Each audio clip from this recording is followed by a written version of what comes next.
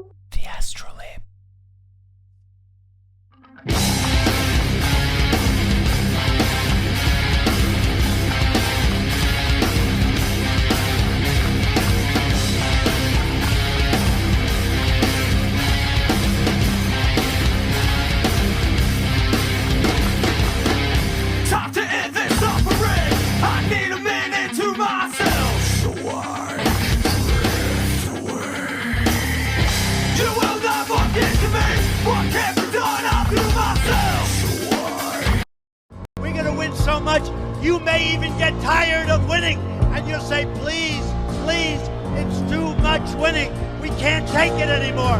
Mr. President, it's too much. And I'll say, no, it isn't. We have to keep winning. We have to win more. We're going to win more. What's going on, everyone? Welcome to the ASTROLABE. Share the show. We are live. It is 8 p.m. We haven't frozen to death yet, and we are going to start off today with a banger. Join me as we enjoy this banger.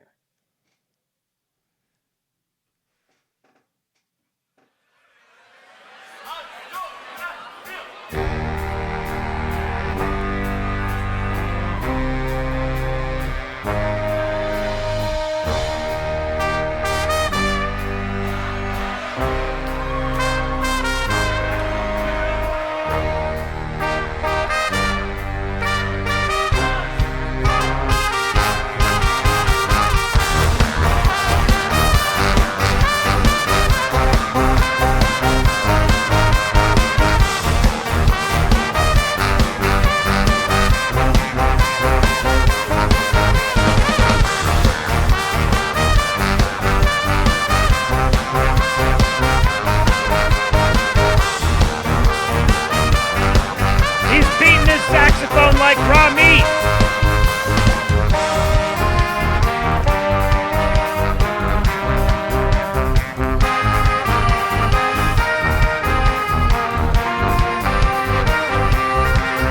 Shake it, Cheryl.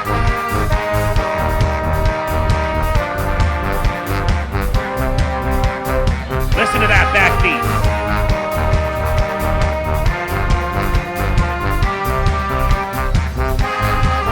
This right here is European greatness.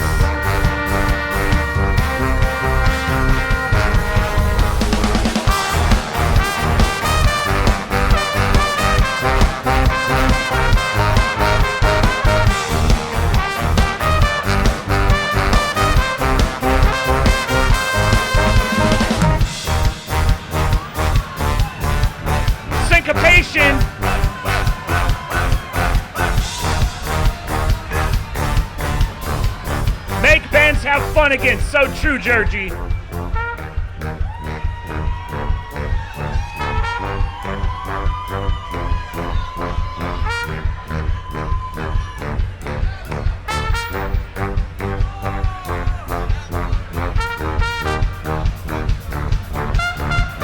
This is what they hear as we land on Greenland.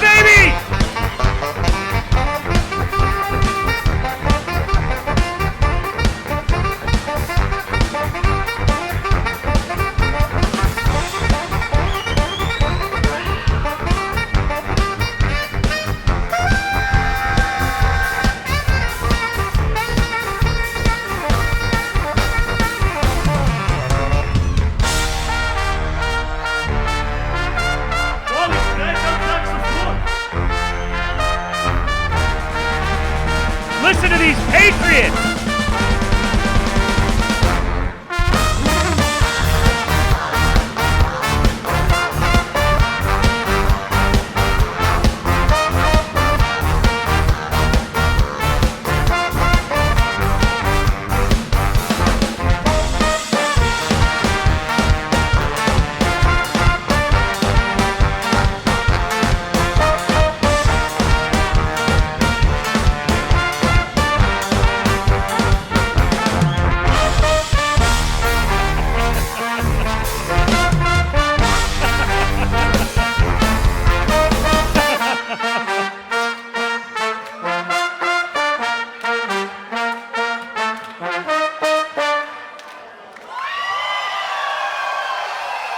Sound Gurus, everyone. Shout out to Sound Gurus. Someone in the chat said, asked if they're German. And I was pretty sure they were, but I wanted to look it up real quick. So I just typed it, and I'm sitting here listening and jamming out and typing at the same time. And I wrote, "Our Sound Guru's gay." I actually hit search on it. Oh, man. Okay, I got one more. Didn't have another place to put this, but I just had to play it. I couldn't not play this. We just got some European greatness. How about some American greatness? Shout out to Foundering.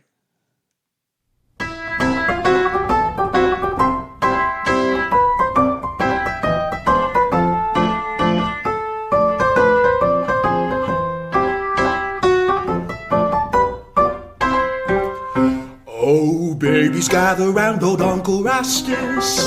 I want to tell you something very strange. The color of the moon inclined to change, and the coon is to blame. The white trash will fool all those what's easy. They think we are ignorant, I presume. The eclipse tomorrow night will prove that I is right. There's a nigger in the moon. No white trash can fool me. There's a nigger in the moon. The N-word. Rastus knows eclipse is caused by a coon. Someday, just wander way up in a balloon. And then you know what I know. There's a nigger in the moon. The N-word. No white trash can fool me. There's a nigger in the moon. The N-word. Rastus knows eclipse is caused by a coon. Someday, just wander way up in a balloon. And then you know what I know. There's a nigger in the moon. The N-word.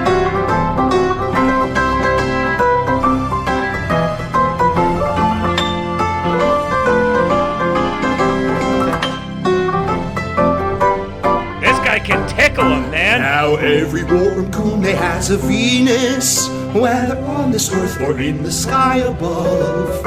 And behind the moon I know there is a lady, warmest baby, when night's shady. This Something coon stole my loves his moon. Venus so madly, seems he'd hang behind the moon till break of doom. It was Jimmy Stewart. But when he comes round our way, just remember what I say. There's a nigger in the moon. The N-word trash can fool me, fool me, fool me. There's a nigger in the moon. Rastus knows he blips, he's caused by a coon. Someday just wander way up in a balloon, and then you'll know what I know. There's a nigger in the moon. The N-word. No white trash can fool me, fool me, fool me. There's a nigger in the moon. The N-word. Rastus knows eclipse, he's caused by a coon. Someday just wander way up in a balloon, and then you know what I know. There's a nigger in the moon. The N-word. We've got the greatest autists.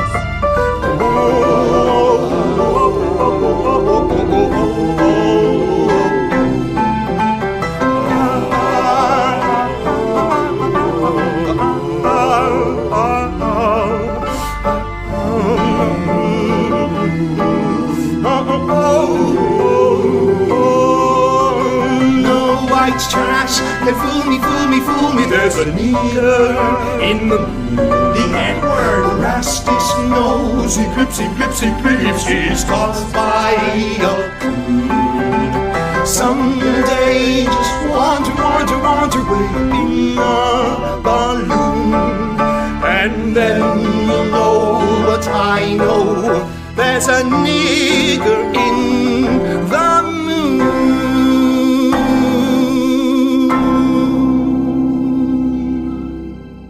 The N-word. Oh man, okay, yeah. All of you guys who are wanting a recording of that, just either go to Foundering1 on X, Foundering1, or just look up Foundering. It's on should be on YouTube as well. And you just have to search the phrase "nigger in the moon." This is a historical artifact brought back to us, restored by the wonder that is the incredible autism of Foundering. He says, I'm unironically over the moon at how much this blew up. Game Awards aside, people seem to genuinely like this song, but this barely scratches the surface. There are thousands of songs like this. Most have been forgotten. Reviving them is the antidote to the AI slopocalypse. The AI slopocalypse. How many views has he gotten on this? Almost 1 million views. Incredible. He's got so many more of these. I think I've played some other stuff of his on the show in the past. But Foundering is a patriot of the highest order. Now, real quick, we're going to do a quick... There's a whole bunch of tips and everything that I got to get to. I'm going to get to those here in just a moment. But we have got a preview, a wave preview for Saturday. Now, we'll see if we even end up having well, who knows if we'll have power? Who knows if anyone will have power to watch it on Saturday, since it seems like half the country is about to get turned into Iceland. This is apparently the debt that we have to pay for purchasing Greenland, is that we have to spend a couple of weeks getting turned into Iceland. We're supposed to be here in the San Antonio area. We're supposed to be like right at the lowest tip of it. So I think we'll probably get some freezing rain, and we may get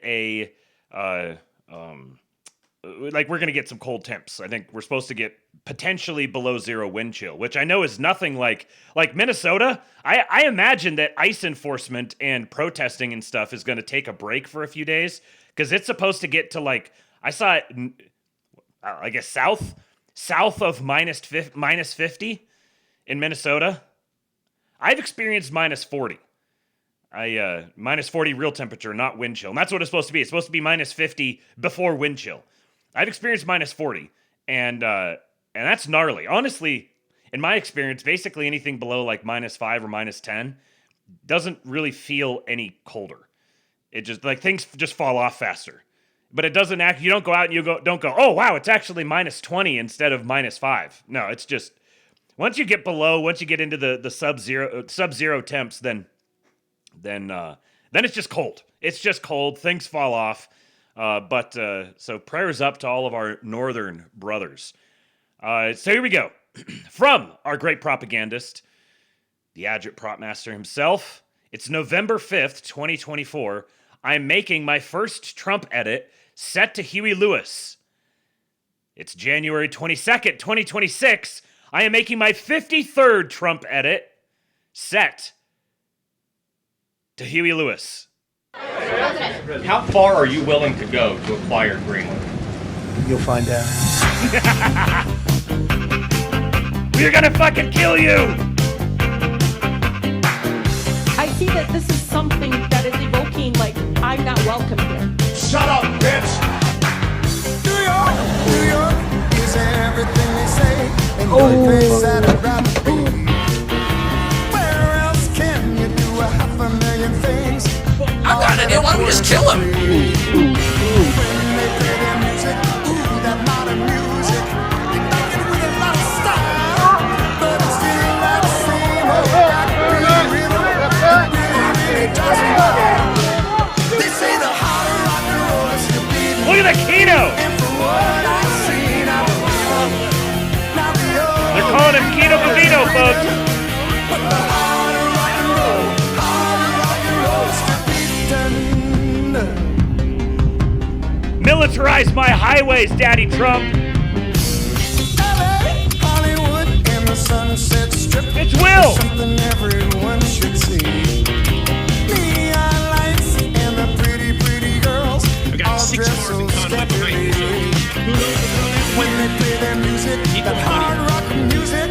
Thank you for raising awareness, Will. You're a patriot. But it's still that same old backbeat rhythm that really, really kicks them in the. They say the hard I believe in a white future. Marry you. A future where my children will make equal bronze and iron. Where families have peace and underlying threat. Blacks pick cotton. We will win. That's what we fight for. Oh, incredible content. Dumps. They call them dumps. Big, massive dumps.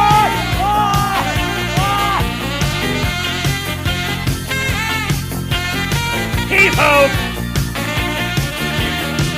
Little man power! Short Kings rising up! Gregory Bovino is the king of the Short Kings.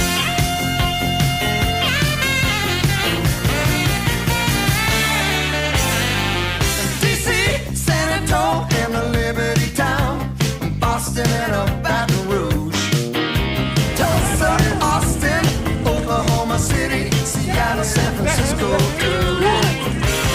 Everywhere there's music, real live music, bands with a million styles, but it's still that same old rock and roll music that really, really does it wild. They say the hard rock and roll is the beat. We will pursue charges in this case. I see various crimes that have occurred. Exactly what they are, I'm not going to flag, but the FACE Act has been mentioned as one of the predicates there. In other cases, the Biden DOJ used the Klan Act conspiracy charges tacked on to the FACE Act in the case of protests outside abortion clinics to bring much longer sentences. So there are a number of tools available to us. I don't recognize your authority to impose these controls over me. And when you try to remove me from office, thousands of Pierce County residents will surround the county city building in downtown Tacoma and will not allow that to happen. I hope it doesn't come to that, but I and they are prepared. Are you prepared? I should have brought a bunch of knee pads for all the world leaders. He's a T-Rex. You mate with him or he devours you. One or the other. No thanks, irrelevant pervert.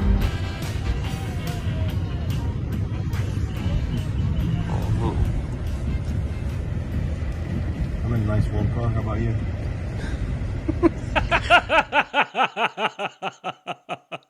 Oh, man. What a day the Ice Boys are having. Thank you, Mr. Suda. Cannot wait for the Suda Wave this weekend.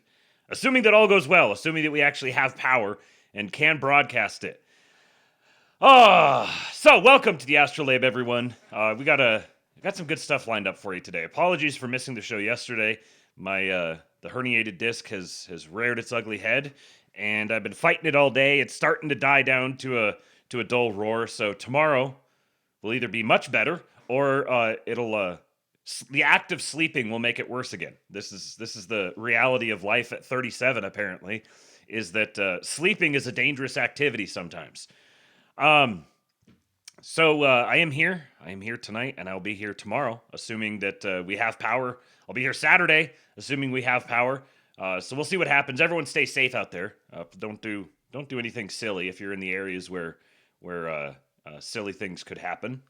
And so tonight I've got a bunch of clips from Davos that I'd promised you before. I've got part of the Q&A from Scott Bessent. I've got Scott Bessent just absolutely savaging Gavin Newsom. You could tell that he has just got utter and complete contempt for him. Unlike this is like they sort of share a social class, and you could tell that Scott Bessent has just total contempt toward Gavin Newsom for being such a traitor to his social class, for not maintaining the honor and decency of his social class.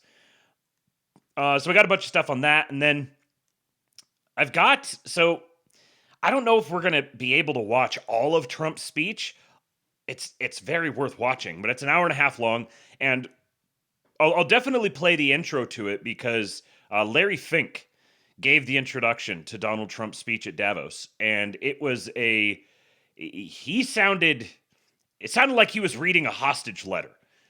I've never heard Larry Fink sound this tail between his legs. That's very interesting. But I definitely want to make sure, whether we do it all tonight or if we have to extend into tomorrow, I want to make sure that I play this whole clip this whole video of U.S. Trade Representative Jameson Greer. Now, little known member of the administration. I'm sure there is probably a sub 1% constituency in the United States who even knows that Jameson Greer is the U.S. Trade Representative, or that who Jameson Greer is, the name of the U.S. Trade Representative. And I've known who he is because I've been following this very closely, so I'm sure some of you guys have known. But he may have given the most important speech of all of them. The administration showed up in Davos ready to joust. They were there to send a message. It was a coordinated effort, and they were univocal. They sent a bunch of dudes over there. Some of them are a little more bombastic. Some of them are a little more understated. But they sent a bunch of dudes over there to send a message, to make it very, very clear, abundantly clear and obvious, that the days of Davos running the world are done. They are more than welcome to come along with us where we're going, but we're going somewhere else. So Jameson Greer's kind of an understated dude, but he starts from Hamilton to today and describes the American system of political economy, even name-dropping Friedrich List directly. Donald Trump's U.S. Trade Representative is name-dropping Friedrich List explicitly in speeches at Davos. And you're blackpilling? If you guys are listening to the Labe regularly, you guys are at the cutting edge. You guys know what's going to happen well before it happens. Not necessarily because I'm the one that's coming up with it all, but I just happen to be listening to all the people who are dialed in, and they're pointing me in the right direction. And I do my best to distill it down and present it to you guys in a consumable format on a regular basis. But we are ahead of the curve, boys and girls. So we've got a bunch of other stuff before we get to all of that, but let me catch up on these frickin' notifications. You guys are paying the bills here before the show. So let me try to get back to the beginning. So after the last episode, Logan T-Con, great name,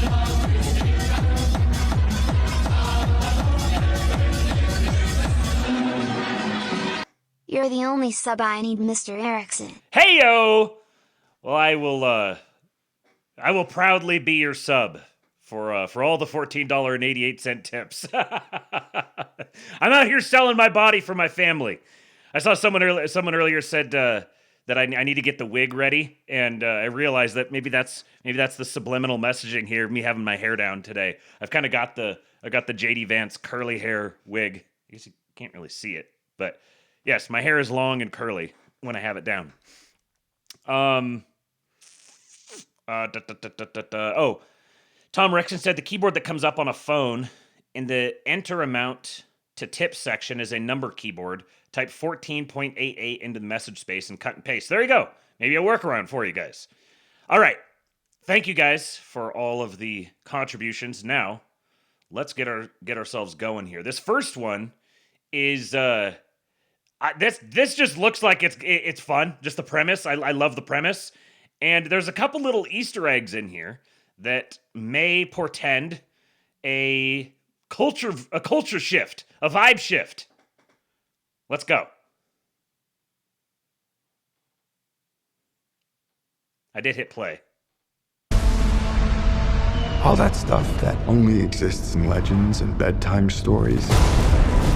Talking tigers, spaceships, and magic swords that can make a man as mighty as a god. Where I come from, that stuff is real.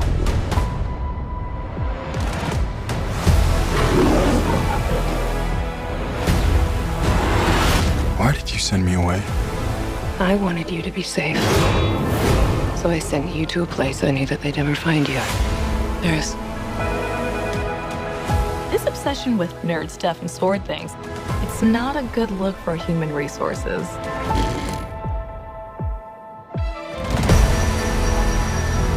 I know it sounds crazy, but that sword is gonna show me the way home.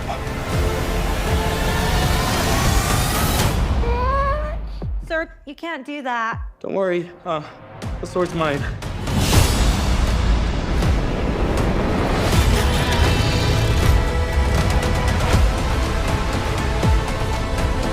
Hang on, it's about to get weird.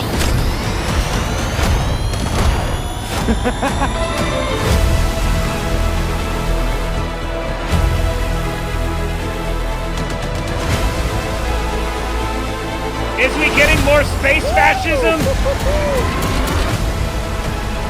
What am I supposed to do? Take the sword. You protect them.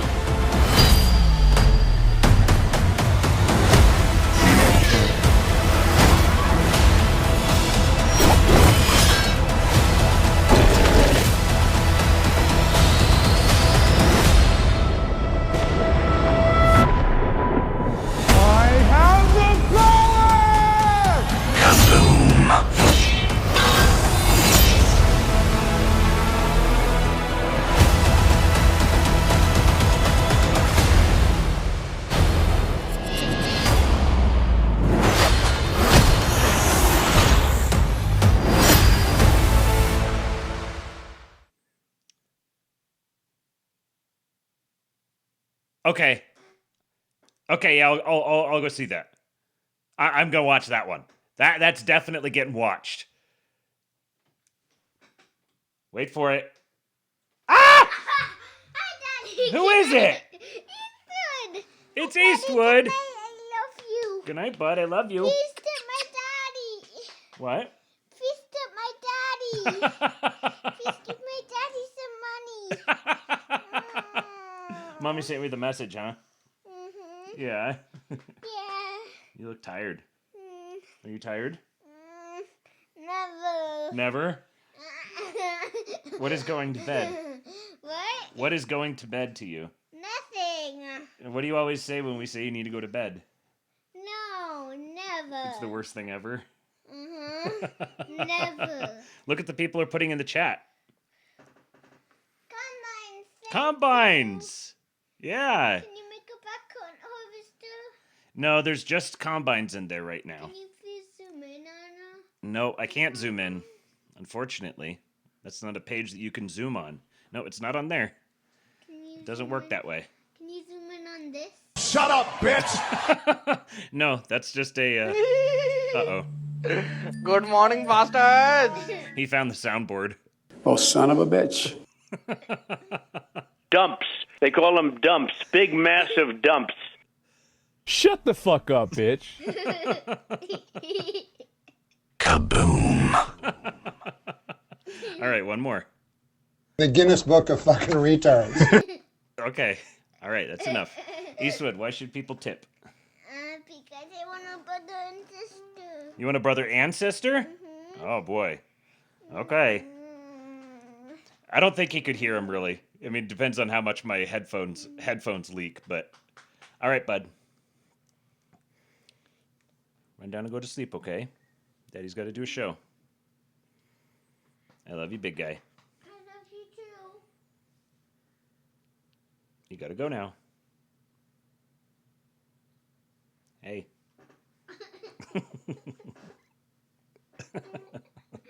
Okay, big guy, you got to go now, okay? Run back downstairs. Eastwood.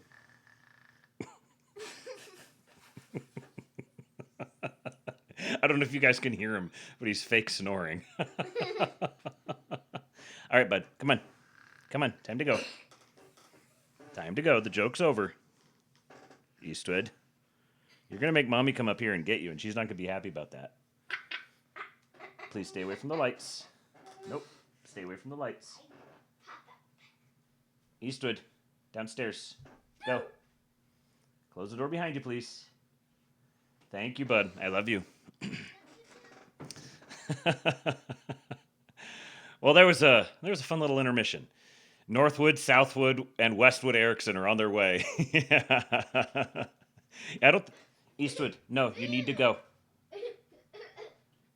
Go downstairs. Hold on.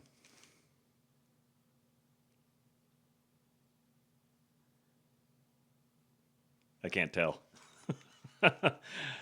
All right. Yes, he is very tired. He is very tired. So okay, the He-Man movie.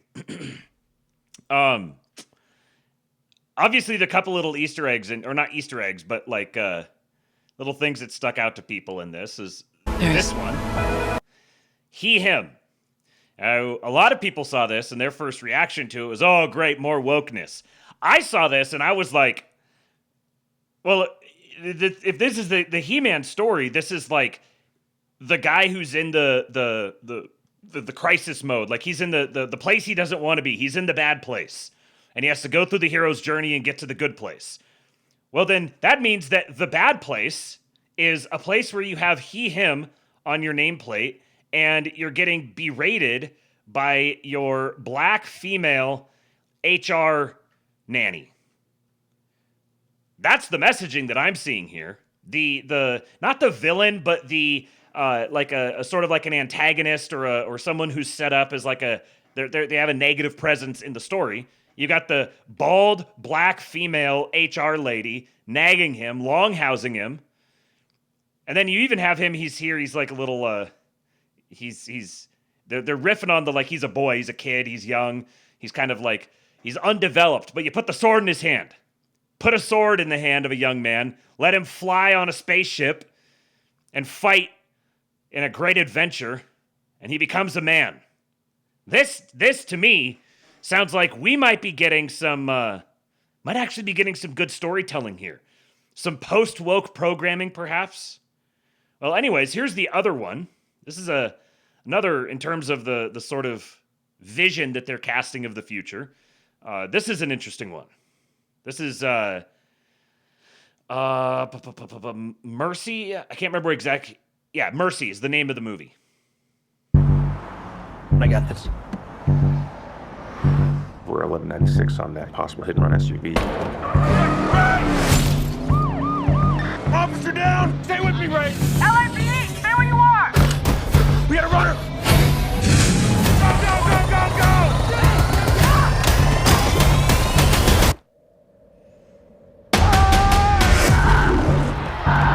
My name is Detective Christopher Raven.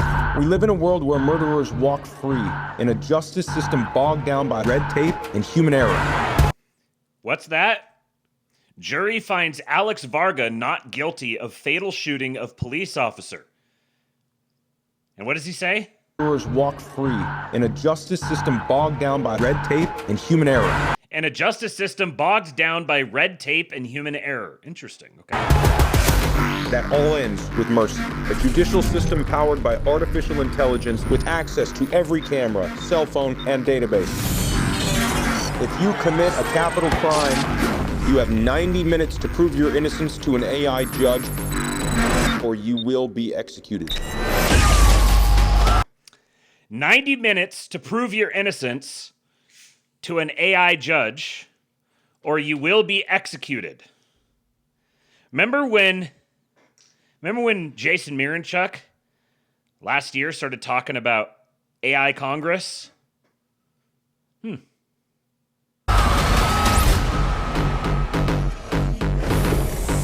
Detective Raven, I'm Judge Maddox, and this is the Mercy Capital Court. Hold on, just wait a second. You're before this court today charged with the murder of your wife. I loved my wife. I didn't hurt her. If you are innocent, prove it.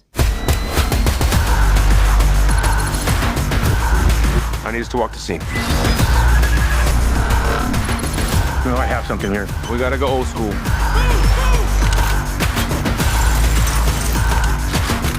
That's a bomb. Get me out of here! You're running out of time. Wow, thank you for that. Bring that back. Pause. Play it again. Can you find out who that is? Do you want to uncover the truth? Even if the truth is dark.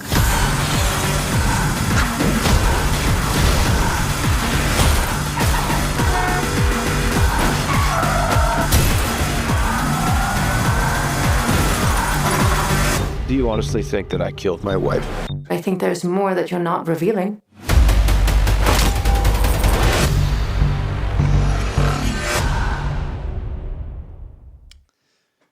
Very, very interesting. It's like, what's the movie? The pre-crime, precognition. The name of the movie just completely escaped. Minority Report. Yeah, thank you. It's like a reboot of Minority Report. Now you got Chris Pratt in there, who's notably a conservative as Hollywood people go. He hasn't backed down from that, let's say, from being publicly known that way. So I think there's the possibility that it winds up just being total slop in terms of like story, or obviously there's going to be some sort of dark twist or something like that where you find out that he was doing something, or there's some sort of other thing going on behind the scenes. It seems like the plot may be a little formulaic, but from a narrative perspective, it's very interesting. The direction. This is a pretty significant production, filmed for IMAX. I think it was. Who it is? It said someone from Oppenheimer and where was that here? I didn't see who the director, crew, and everything was, but the Academy Award-winning producer of Oppenheimer and The Dark Knight.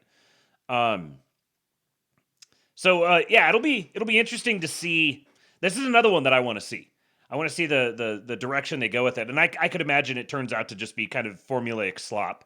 But even then, the premise, the sort of the world that they're casting, the world that they're envisioning, the narrative tropes that they're borrowing on, is I mean, I think it is. People are like, oh, it's predictive programming. And yeah, like that's how media works. Media is predictive programming. It always is. So this sort of world that it's describing here is not necessarily like, it's not like it's all bad. I think this is part of there's like this Gen X thing that's they're very like, they were programmed to be very fearful of Skynet. And I think Skynet is actually kind of an inevitability. And it's not nearly as, People are gonna call me a Skynet advocate. I'm not like a Skynet advocate. I just think that it's inevitable, and I think it's far more neutral than the stories tell us. I think there's actually some great benefits potentially that come from it. I just watched a video on the timeline of there was some sort of a officer involved shooting in California, and there's a drone that's above it that's filming the whole thing, and you can see the different moves that each person makes, and so like there's going to be some like crime diminishing aspects to it that are going to be very, very good. So, there's a reason why people be like, well, if you're not going to do anything bad, then you shouldn't really care if you're being surveilled. Obviously, that's not entirely the case, but there are definitely very good things that can come from having constant surveillance like that. Call him, Ross!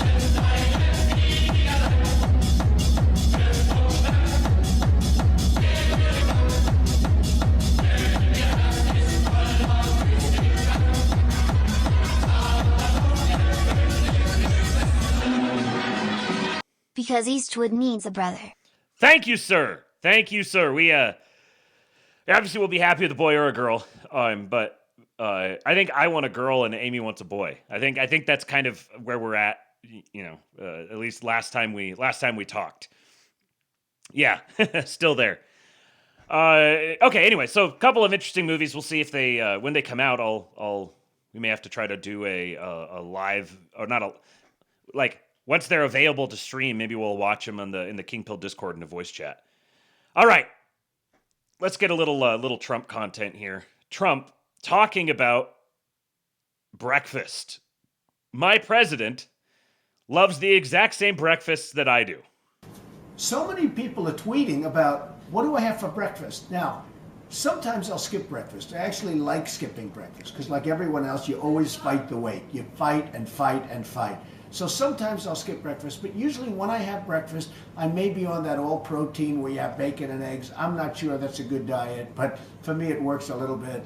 But I really love cereal. I would love to have cereal. The other thing I love just about more than anything are waffles when they're done properly with butter and syrup. There's nothing better than properly done waffles with butter and syrup all over them. He is truly the most American man. This is from an April 7, 2011 vlog about his Today Show interview. The full video is here. It's about 5 minutes long. I'm not going to play it here. You guys can go get the link on the Substack later on and watch the whole thing if you'd like. But I have always been a huge sucker for cereal. I've had to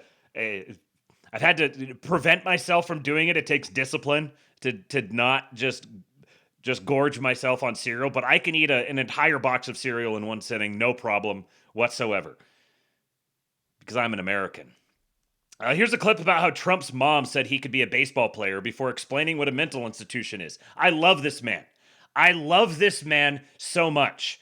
This guy says, honestly, one of his more beautiful Proust-like asides in his career. And really, this one's for the record books. This is him just freewheeling in his element. This is my president. We had in my area in Queens, I grew up in Queens, we had a place called Creedmoor. Creedmoor, did anybody know that? Creedmoor. It was I said, Mom, why are those bars on the building? I used to play Little League Baseball there, a place called Cunningham Park. He was quite the baseball player, you wouldn't believe.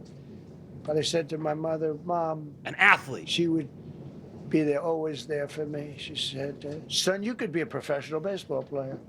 I said, thanks, Mom. I said, why are those bars on the windows?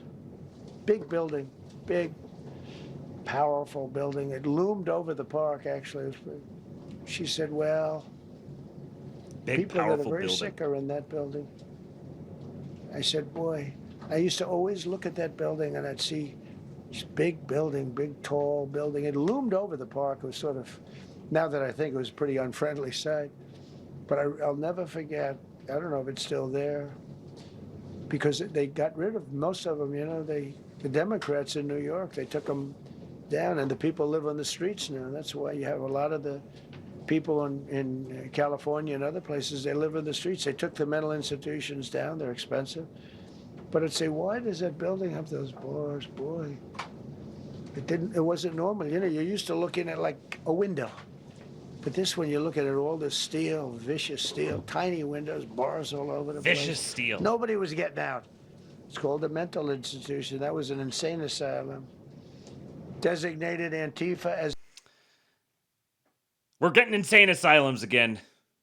My president's bringing back the insane asylums. What a story. Like, such a natural talent to just communicate.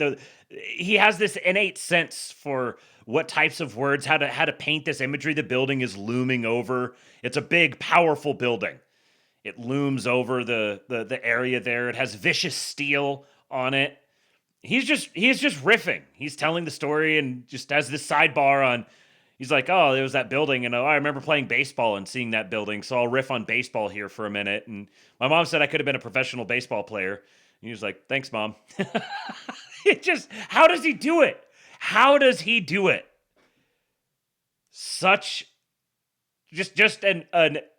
He is in his own league in terms of communication ability. There's the S tier communicators, and then there's Trump. Nobody can communicate like Trump can. Okay, quick. Speaking of the baby making subject, I just got one quick clip related to this.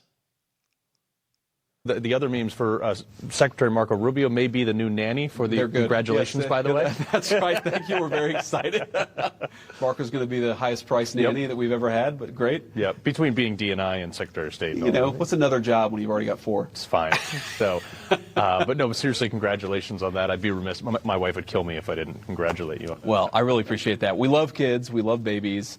And, you know, it was this interesting conversation Usha and I have been having, which is, do we want to have a 4th kid?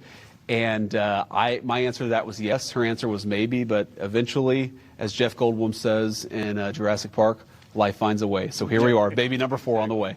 Maybe Look at my pronatalist VP. My answer was yes. Her answer was maybe. And then he put on the wig. His answer was yes, her answer was maybe, and he put on the wig, and the rest was history. Barron Trump has found his way into the news here. The Daily Mail reports that Barron Trump saved a woman's life during a vicious assault in London. Last January, Barron witnessed a friend being assaulted by an ex-boyfriend over FaceTime at 2:30 a.m., found out how to reach British authorities, and reported the beating. The friend credits Barron with saving her life. Jurors heard the call recording in court. It's real. The legend grows. This is like we're living in a book, man. Like Barron having the way his character has evolved, and now he's white knighting for a friend he met online. calling the cops in another country. This is the transcript. Operator says, okay, how do you know her? And he says, I don't think these details matter. She's getting beat up, but okay, fine. Also, I met her on social media. I don't think that matters. Operator, you know I can. Barron, she's getting beat up. Operator, can you stop being rude and actually answer my questions? If you want to help the person, you'll answer my questions clearly and precisely, thank you. So how do you know her? Barron, I met her on social media. Operator, okay. Operator, know the partner's name or the person that's beating her up at all? Barron, no. Operator, and they're at home? They're not out into the street? Barron, correct. She's getting really badly beat up, and the call was about 8 minutes ago. I don't know what could have happened by now. Operator, okay. Barron, so sorry for being rude. This person says, a guy calling police in urgency from another continent and panics seeing his friend get beat up. The operator, can you stop being rude? What the actual fuck is wrong with England? Seriously, England, I'm amazed that they even responded in the first place. I thought that women getting beat up in England was just standard fare now. I didn't even think the police actually responded to those sorts of calls. But maybe it's because the son of the president of the United States called. See, this is... Americans are doing nothing but bailing Europeans out of their own shitty situations over and over and over and over again. It's all we do. It's all we do. We're just saving our ancestors. Oh, look at you guys. You got yourselves into another pile of shit. Well, we'll fix the problem for you. Barron is truly an American. Speaking of people getting beat up, how about a little Kino Bovino here?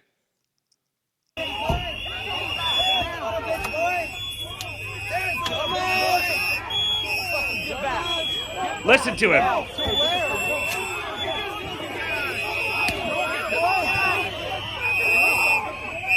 I'm in the gas. Get back. Gas is coming. Gas is coming. Gas is coming.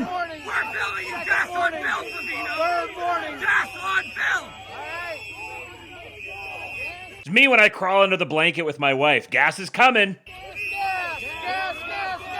Piece of shit. You just get back. Get back.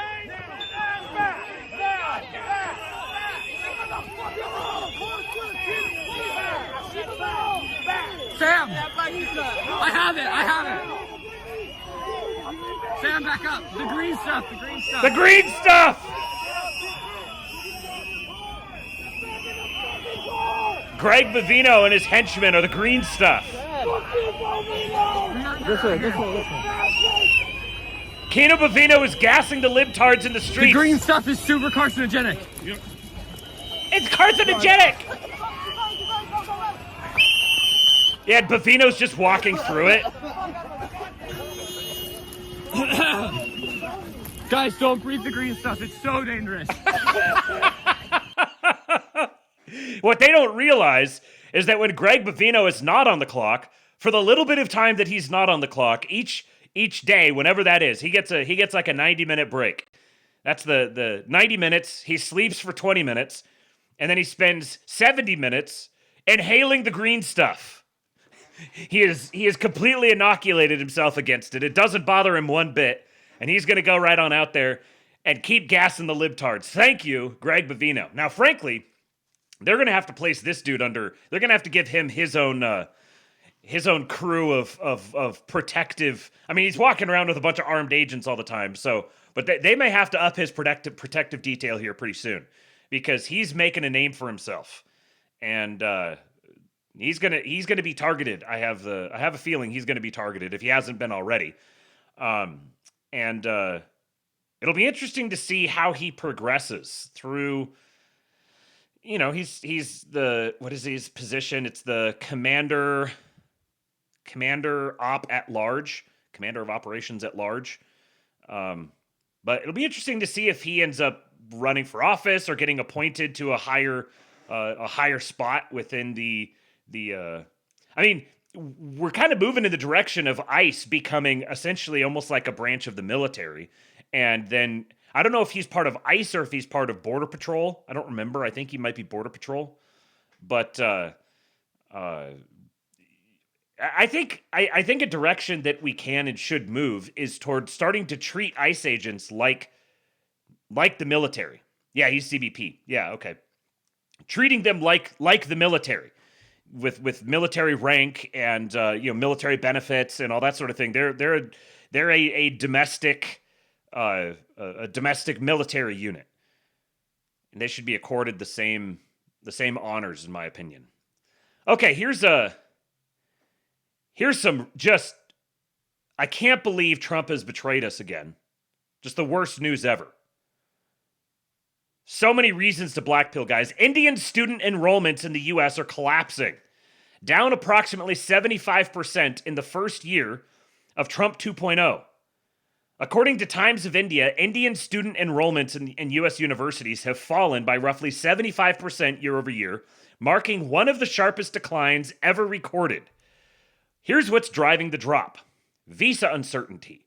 Sudden policy shifts, tighter scrutiny, and longer processing times have made U.S. study a high-risk bet. But I was told that they weren't doing anything.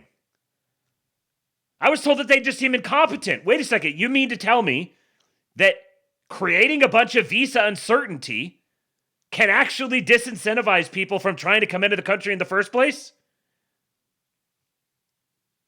OPT no longer reliable. Students are no longer confident they'll get post-study work authorization or keep it if rules change midstream. Look at that. You don't necessarily have to end OPT. You just have to make people think you might. H-1B odds worsening. With lottery odds still low and wage rules tightening, the study to OPT to H-1B pipeline looks broken. Cost versus risk mismatch. High U.S. tuition with no clear path to work or residency is pushing students elsewhere. Where students are going instead. Canada, the UK, Australia, and parts of Europe are seeing rising Indian enrollments, offering clearer work pathways and more predictable policies. Apologies to our Leaf brethren, our Roo folk. Apologies to the rest of you guys, but you know what? In your cases, I think things are going to have to get worse before they get better. Because someone's got to start fixing something. And us starting to fix our shit is, by necessity, going to make things worse for you guys. But hopefully that'll create the pretext for being able to make things better. So, gradualism for us, accelerationism for everyone else. If you're reading right-wing Twitter, you would never, ever actually get the sense that this was the case. Mystery Grove says, the talking points you see on here are so divorced from reality, it's actually crazy. You know, living in Donald Trump's America as a loyal patriot is great. Every day is just new wonders. It just gets better and better. The only acceptable political theory is complete undying loyalty to Donald Trump. We had just kind of doing the same thing over and over again. You know, Trump says with Greenland, he's like, we're gonna invade Greenland and we're gonna nuke Denmark, and everyone freaks out, and then you realize, oh, wait a second, he's just negotiating. This is what he does literally every single time. Well, another thing. Trump says focus to deport criminals, not law-abiding undocumented workers. And wouldn't you know it, Mark Mitchell gets suckered by the braking slop, because he always does, because he's looking for excuses to doomfap. This is not what Trump said. If you listen to the actual quote, he said that there's a lot of people who come in who aren't violent. You know, they just want to come in and they want to work, and I guess we have to get rid of them as well. He says they don't belong here, they got to go. But we're starting with the violent people, and we're telling them, leave voluntarily. We will pay you to leave voluntarily. We're focused on the violent ones right now. But when we're done with the violent ones, we're coming for you. That's what he said. Mark Mitchell says, proof that corrupt businesses are untouchable, just like our elected betters. America First Insight. Very good account to follow. Says the corrupt businesses that lost out on 35K H-2B visas because Trump and the USCIS revoked them, or all the reforms to H-1B he's done to them, making them far more costly and auditing for them. Baby. The white man is Miles back. Standish. Football is fascist. So true. Football is fascist. There's... Stay tuned. Stay tuned on that front, everyone. I think there may be something for you guys to enjoy.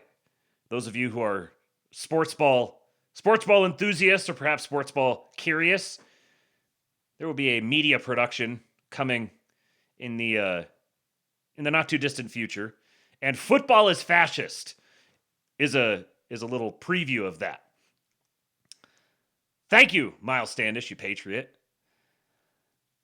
Okay, so all the reforms that Trump has done to H-1B, making them far more costly and auditing for them, or the fact that they have to pay $1 million to get talent here fast rather than getting it for free. So you have the Trump cards. If they want the real talent that they want and they want them here ASAP, they have to pay $1 million for them. So you've taken H-1Bs, some of the people that would have been lined up in the H-1B line, and you've peeled them off and started charging $1 million for each of them. Then all the reforms to H-1B, which I just showed you here, one of the things causing Indian student enrollment is H-1B odds worsening and visa uncertainty. So it's affecting the H-1B program, clearly. So whoever this guy is, none of that is true. Trump imposed a one-time fee of $100K for new H-1B visas, nothing on existing H-1B visas. And why not make it $100K per year to actually stop the fraud? He's way too beholden to tech companies. And America First Insight, as a homeless nomad here says, AF Insight is a GigaChat account. 100%. America First Insight actually understands how things work. H-2B surplus visas have been lowered by 35,000 for fiscal year 2026. The H-1B fees are being done under foreign policy laws, not immigration laws, because then it would be Congress and the Senate in charge. Which means he can only charge them upon entrance. The only thing the USCIS is missing is ending or reforming OPT. But, as I just showed you over here, one of the things causing people to stop trying to enter the pipeline for OPT is they don't trust that it's going to keep being there. So they've cast it into doubt, which means people are less likely to go that direction, which makes the whole ending and reforming it much easier. Ending or reforming. This is a point that I think is underappreciated. The H-1B fees are being done under foreign policy laws. This is the workaround that they've come up with. Because ultimately, H-1B is going to be governed by Congress.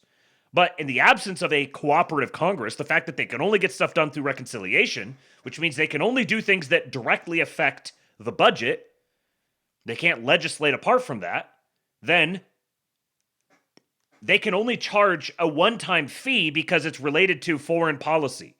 It's related to the entry into the country. So they can charge a one-time fee at that time. But they can't do it over and over and over again because then your actual, he gets into more of it down here. The guy says, completely ignoring the main points of what I said, Trump has done next to nothing on H-1B visas and it's quite evident. No, it's not quite evident. The only reason you would think it's quite evident is because you don't pay any attention to the actual facts on the ground and you just listen to your breaking slop purveyors who are just advancing fact-free narratives. America First Insight says, what would you like him to do? Because odds are it needs to be passed by Congress. He says, why not make the fee for H-1Bs $500K and per year? Not just a one-time fee. And why not apply it to current renewals, not just new applicants? Because big tech has his ear and lies to him. This is, like, I've said before, the great thing about the internet is it gives anyone a voice. And the worst thing about the internet is that it gives anyone a voice. This is not just like, you just do whatever you want unilaterally. There are some things the president can do unilaterally, like applying a $100,000 one-time H-1B fee. There are other things the president cannot do unilaterally, like applying a year-over-year renewable $500K fee that's also applied to current renewals. It's not enforceable. It's a waste of time. It's discrediting. We're not a revolutionary movement. We're a governing coalition. Governing coalitions do not behave like revolutionary movements where they just like randomly throw shit at the wall and just kind of throw everything into chaos. He says that if he needs Congress, do it. He passed his big, beautiful bill through reconciliation. Do another reconciliation. Include real immigration reform in the SAVE Act. All of this can be done. So apparently this guy who's so clued into everything doesn't realize the next reconciliation bill is already being put together. Shit moves slowly. This is the nature of the government. It moves slowly. This administration is moving things vastly faster than any administration any of us have ever seen. And it seems slow to you because your dopamine circuits are fried. Because you scroll a timeline all day. Because you're just cycling as fast as you can through short form videos. You have completely baked your noodle. America First Insight says the problem with 500K is how it might be viewed legally. 100K is a fee. A high fee, but a fee. 500K can be defeated two ways. Way one, it's borderline a new tax, something the president does not have the power to do. And an argument, a legal argument made challenging it on this basis would be very likely to win. So now you've dumped a whole bunch of effort and energy and resources and time into a losing effort. Just do things that are going to lose. If Donald Trump isn't doing things that are going to lose, he's betrayed us. No, sorry, I want my president to do things that are going to win. Way number 2, if the courts rule that a fee effectively kills H-1B visas, then they can strike it down because the president is overstepping his lane and is trying to end a congressionally made and mandated law, which again, there is a lot of legal legitimacy to that argument. You have to deal with the world that is, not the world that ought to be. In the world that is, both of these arguments would be almost certainly upheld, even if you don't factor in like traitorous judges. Even just sort of like a neutral, just impartial, generic normie judge. Both of these points are going to weigh very heavily toward the idea of having an automatically renewable $500K fee for H-1B. It's a one-time fee because the law he is utilizing deals strictly with the entrance of foreign nationals. Renewals and people already working on it and already working on it are already inside the nation and are not subjected to it. And if you hear this and you're just like, oh, blah, blah, blah, details, whatever, go dig a fucking ditch. Because ruling a country requires being aware of details and navigating within the system of relevant details. If you don't have the patience for that, that's because you are meant to dig ditches. You're a ditch-digging American, and we love our ditch-digging Americans. We love them when they dig ditches as they are intended to. We don't love them when they try to LARP as political analysts. The One Big Beautiful Bill was passed through reconciliation, a process in which the budgetary bill cannot be filibustered, meaning it just needs 50 Senate votes. Reconciliation bills must be done budgetary primarily. For example, creating large fees on H-1B renewals would likely be ruled as an immigration-based law first with a secondary budgetary nature. Thus, it would not be allowed in a reconciliation bill. This is why the SAVE Act will not pass anytime soon. There also simply is not enough votes to get rid of the filibuster on the GOP side. These are congressional realities. You could say, well, just abolish Congress. Okay, sure. Yeah, abolish Congress. Get started on that campaign. Work on that for us. And when it becomes feasible, we can go down that path. It's got to become feasible eventually. But by the time it becomes feasible, it's not necessary. Congress is going to render themselves irrelevant. Every parliamentary body ever has trended in this direction. Eventually, they become more and more ornamental. In fact, we don't really want to spark like a renewal in Congress's desire to legislate. We would rather Congress be ornamental. Many things in the One Big Beautiful Bill were not strictly budget related, yet they were included and passed by Congress. So this is just like, when you're just going to tweet things that are wrong, you should not be allowed to tweet. As far as the courts go, it just shows the weakness of Trump. Why is he still abiding by their retarded rulings? Defy the courts. They cannot enforce their own rulings. It's time. It's time because Ronock said so. America First is the One Big Beautiful Bill followed Byrd rules and had many things stripped from it that were not budgetary in nature. As you would know if you paid any attention at all while it was happening. Someone just created a Twitter account, decided to start tweeting about politics, and suddenly you're supposed to take them seriously. As for not following the courts, Trump is following them, and he is not going to willingly ignore them. It's just not going to happen. MAGA is moving from a revolution towards a governing coalition. Any politician you list with any chance of being president will listen to the courts. Once again, it's a political reality. We can do all the things that we need to do while listening to the courts. It just means playing the long game, which means not being a revolutionary faggot. It means digging in and doing the fucking work. Putting in the blood, sweat, and tears. You don't just like go out and rabble-rouse and then everything gets magically fixed. Because this is not a fucking Marvel movie. This is our country. These are our people. This is our children's future. We need to build things, not destroy them.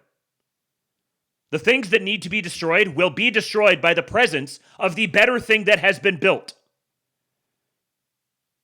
That's the difference between a revolutionary and an actual patriot. The actual patriot recognizes that what revolution pretends to be, genuine progress, a genuine improvement in the state of the nation, comes from building something that renders whatever the things that are, it renders the institutions that are bad obsolete. They're not needed anymore. They die off on their own. A revolutionary thinks, no, you just have to destroy the things that are out there and then magically something will appear to replace it. Well, yeah, magically something will appear to replace it. It's not going to be better than what came before. Accelerationists are faggots. They're sexually repressed, edgy boys who are historically illiterate and don't have the self-discipline to build something. They just want to be gratified. Masturbatory. Here at the ASTROLABE, we build. Related to this, there's a video here from Daniel Horowitz. Just marvel here for a moment at Daniel Horowitz. He's very upset. He's very upset about Trump and Congress. We keep complaining about how terrible Congress is every day. Oh, they don't do anything right. We can't get anything good, out of the Trump administration that he wants to do executively because Congress buries it.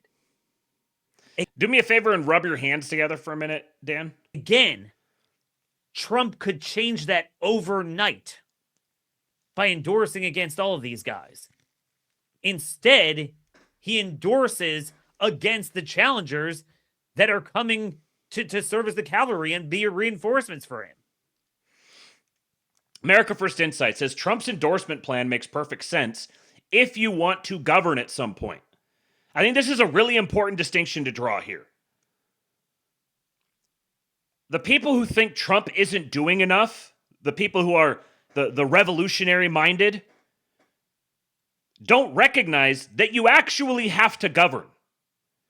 There's a reason why after every revolution, the actual revolutionaries get put in the ground.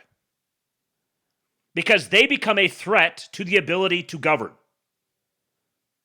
You cannot govern in the midst of a revolution. These are mutually at odds with one another.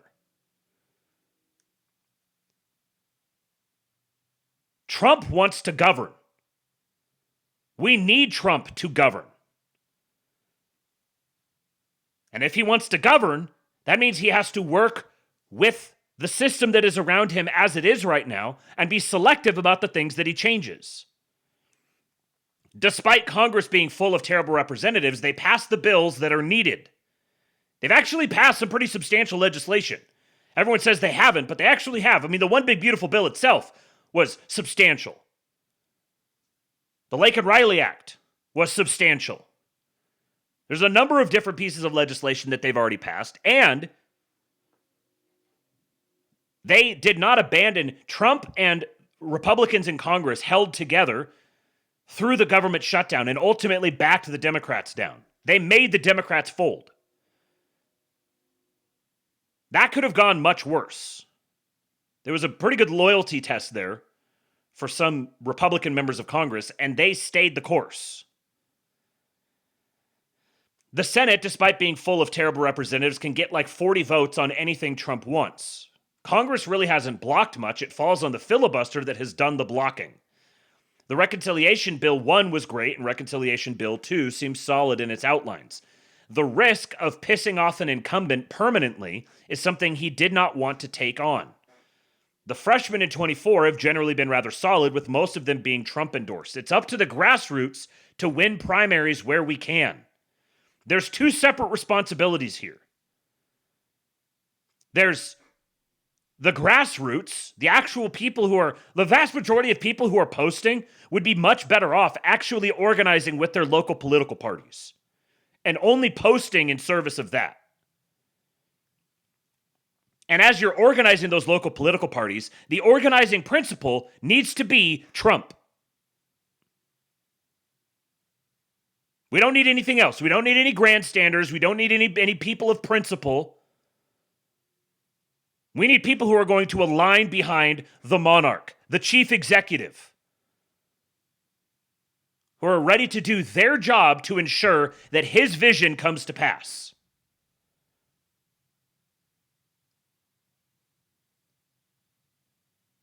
So there's that responsibility. There's the grassroots work that must be done, where we are way, way, way behind the 8 ball there. Because it's not just actually like getting a candidate there. It's creating all of the networking necessary to ensure that that candidate is not going to be immediately held hostage as soon as they're elected. Held hostage in the sense of just like completely ineffective. Because they don't know the people, they don't have the name recognition, they don't have the sway, they don't have the public influence in their local communities, because they're just someone who just like won an election. The thing with these incumbents is they have really sophisticated, expansive operations built in around them. And so in some cases, it's easier to just induce the incumbent to cooperate with you as much as you can versus try to unseat them and run the risk of turning them into an enemy. This is just basic coalitional politics within the American system, as it is right now. If you want the American system to change, you have to take control of the American system first, which means you have to navigate through all of these the twists and turns and muddy water and difficulty. You've got to wade through all of this to take control of the system, to then start moving it in the direction that you want.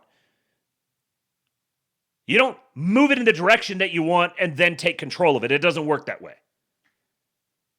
Shout out to America First Insight. Go follow them at AF_Insight. I've got notifications on for their tweets, and they're phenomenal.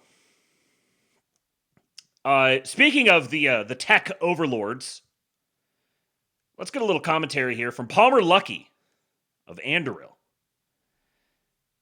We cannot let them stay. Debates regarding illegal immigration often focus on policy issues like welfare, healthcare, crime, economic contribution, etc. This is a distraction. Democracy is the real issue. Status quo is that any city or state desirous of greater power can declare a suspension of federal law and import millions of illegal aliens for the purpose of inflating their electoral votes and congressional representation. Arguments about illegal immigrants voting directly in elections fraudulently usually miss this point. If you offer the political architects of these rebellions a trade, permanent amnesty and residency for all aliens with clear agreement that they cannot be counted for the purposes of electing our president or Congress, they will adamantly refuse. So if you were to go to the Democrats and say, okay, we're going to give permanent amnesty and residency for all non-citizens who are in the country right now, under the terms that they cannot be counted toward congressional representation, or so they cannot be considered for the census or for the allotment of electoral votes, for congressional seats. They can't be counted for that at all. They'll be here, they can stay here, they can live here, but they cannot affect elections. They would refuse. They would not accept that. Because it's not just about getting them here for the welfare fraud and the schemes that they can work out with that. That's more of like the bait. Like that's the thing that they use for the people to come here. Like you can come here and here's how you can make money. We'll help you set up these welfare fraud schemes for your sake, so you can get those, and then we'll redirect that money into some of our projects. But the biggest, most important thing is so there's that. There's the welfare fraud. There's the actual financial aspect of it. Then there's the voting, the actual voting in elections. But the biggest thing is simply having bodies there to be counted for the purposes of congressional representation and electoral votes. Now, why would they refuse? Because the people pushing this do not want immigrants from socially conservative countries in Latin America to actually vote. They want to vote on their behalf via census representation, much like Reconstruction-era Southern states demanded for newly freed slaves. Their ideal situation is an urban core of deeply aligned ideologues voting with the power of millions of illegal aliens, currently worth dozens of congressmen and 8 states worth of electoral votes. 8 states worth of electoral votes and dozens of congressmen. So you bring the people in, crowd them into these states to get those states as many congressmen and electoral votes as you can, and then have that urban core of deeply aligned ideologues who vote with that weapon.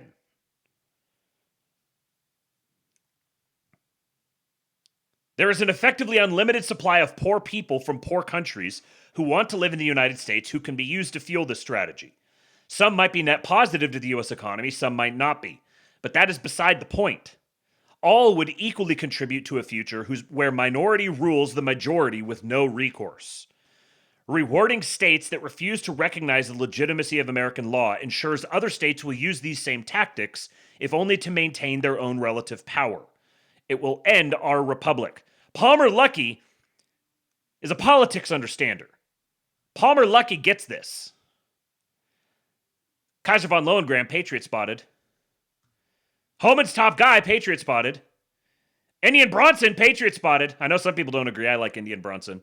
He said, thank you for saying it. I get why people start to resent illegal and legal immigrants, but at the core, the problem is that the present arrangement is eliminating the right of Americans to govern themselves by taking away their control of who is in or out. And Palmer Luckey says, bingo, it isn't even a matter of red versus blue, strictly speaking. It's a dozen continuums on a dozen issues that get skewed in directions that most Americans do not want, even immigrants. People often try to minimize the congressional or electoral problem by pointing out that only a few seats are likely to flip from blue to red or vice versa. But a seat flipping completely from one party to another is only the most extremely visible and easy to notice example. The 1,000 policy changes, terminology changes, and primary election outcomes, even within a given party, are harder to see but far more consequential in aggregate. So true. He says, worth noting how absurd it is that the Wikipedia page for ICE has 3 paragraphs to cover the first 20 years of existence and 25 paragraphs to cover Trump's 2 terms. Biden's term gets literally nothing, not one single word. Tucker Carlson has been going hard on the Great Replacement thing in his last couple of episodes now. He had Peter Bremelo on, of VDARE fame, and then, which is crazy. Tucker Carlson's talking to Peter Bremelo, and it's just kind of like, oh yeah, that happened. Well, a whole bunch of other shit was going on.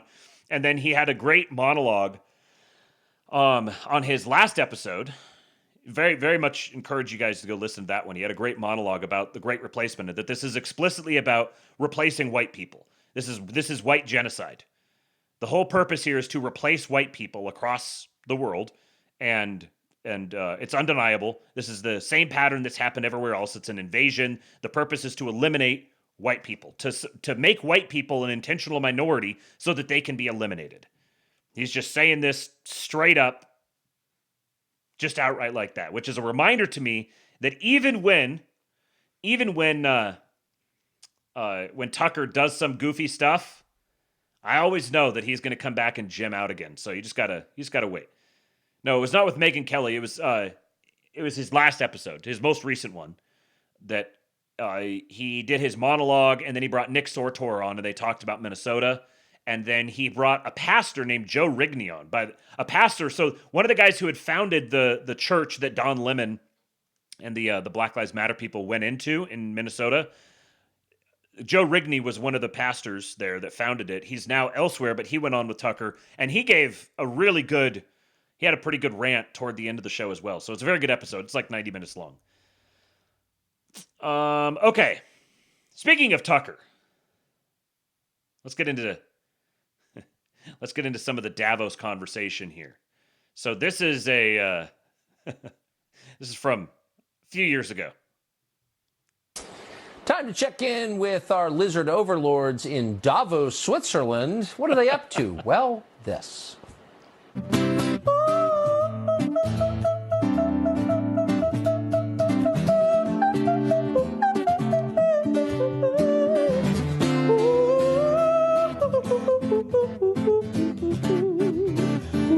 What is that?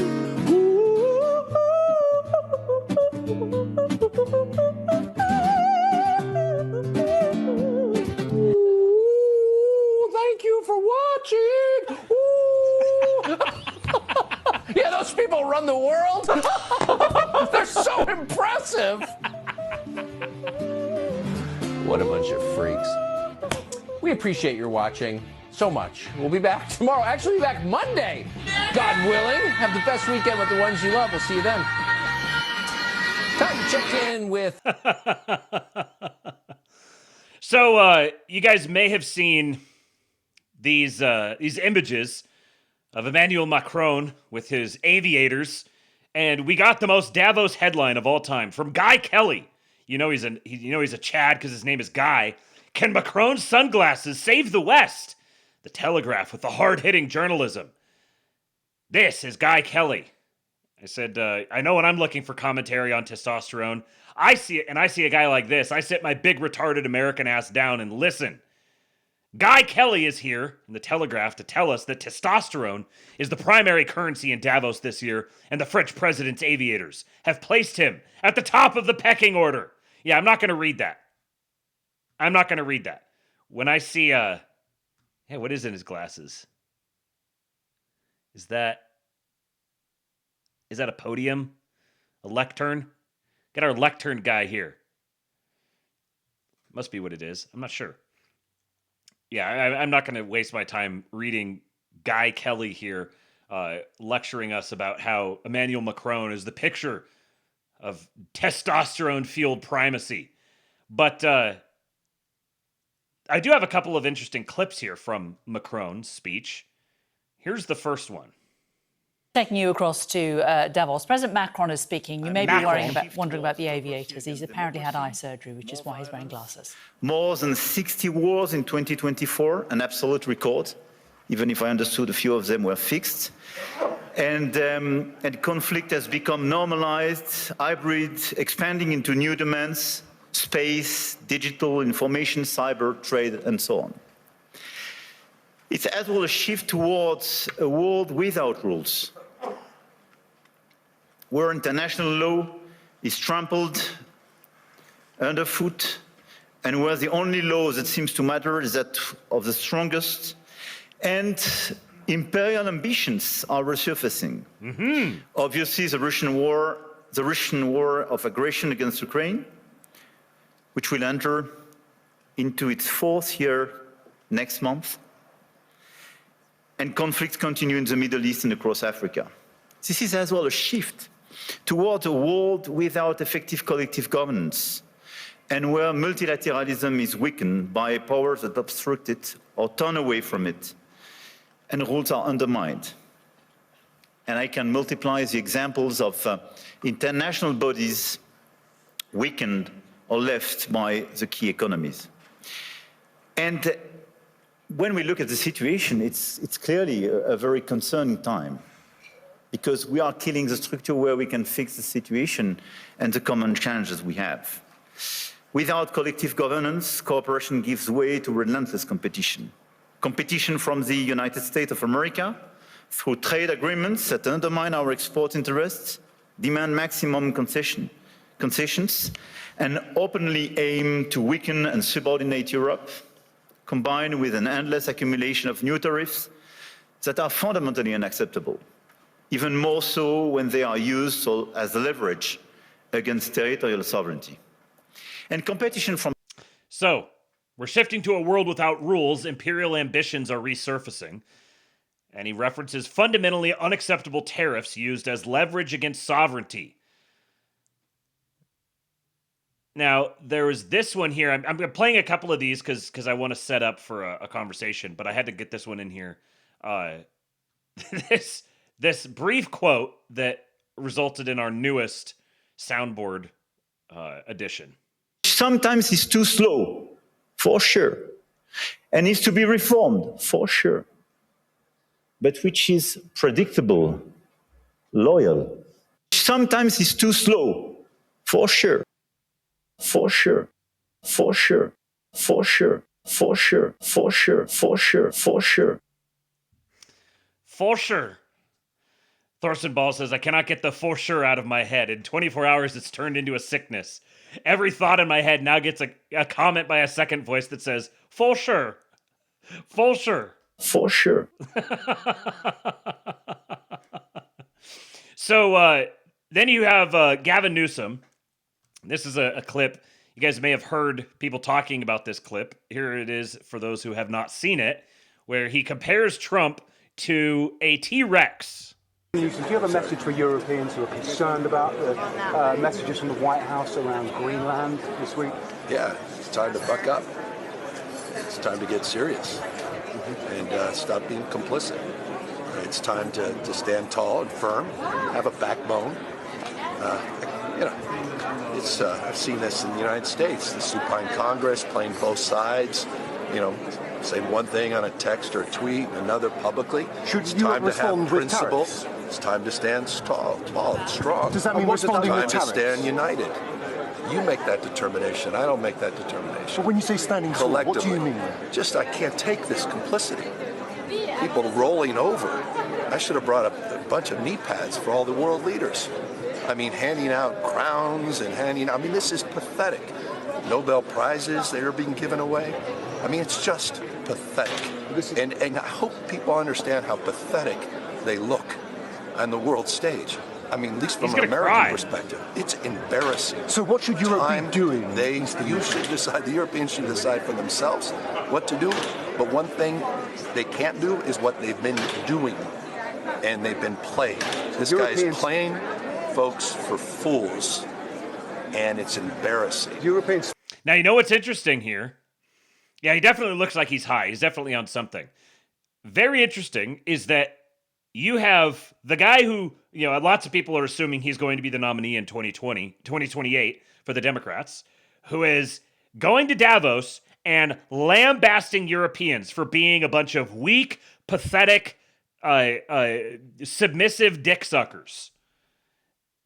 I think this is maybe an underappreciated point here, that the Europeans are getting it from the Americans from both sides.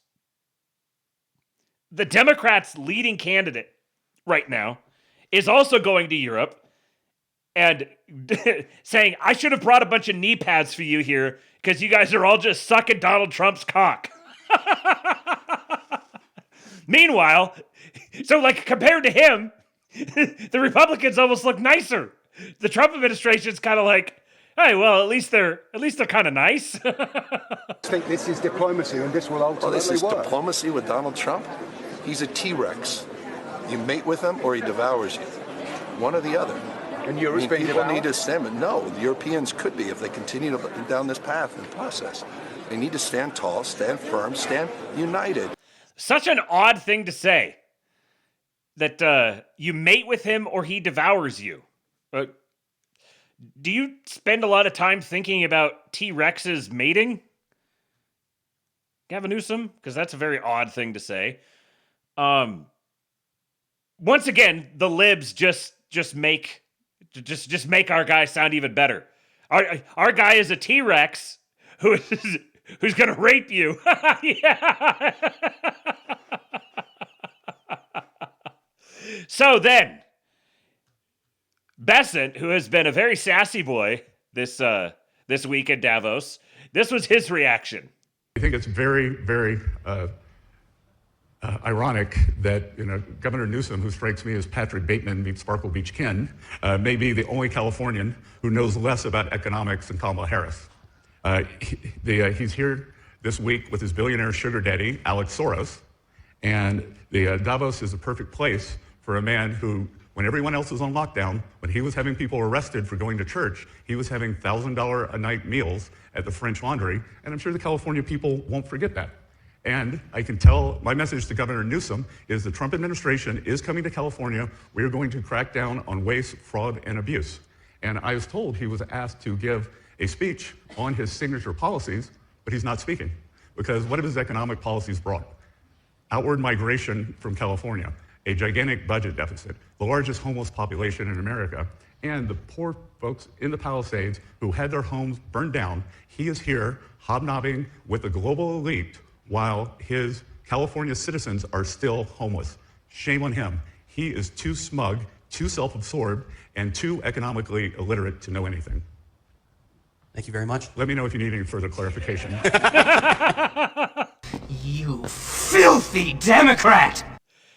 I did not expect, way back when we first learned about Scott Bessent around late 2024, I did not expect that Scott Bessent was going to turn out to be the assassin of the Trump administration, the designated killer who would be sent out to end people's careers. Derek on X, Suitable Politic, says he calls him the Beltway Butcher, and boy, oh boy, is he ever.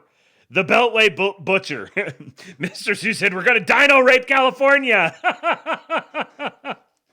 Yeah, Tom Luongo calls him Big Gay Patton, and that's good, yes. Big Gay Patton, just going on the warpath. Patrick Bateman meets Sparkle Beach Ken is, that's a line, but then he slipped in behind that. He's here this week with his billionaire sugar daddy, Alex Soros. Billionaire sugar daddy. You've got the top gay insinuating directly that Gavin Newsom is a fag. And then you had the rapid response account. This is the official rapid response account. Has a picture of Gavin Newsom sitting here looking real sad off to the side, nobody paying attention to him.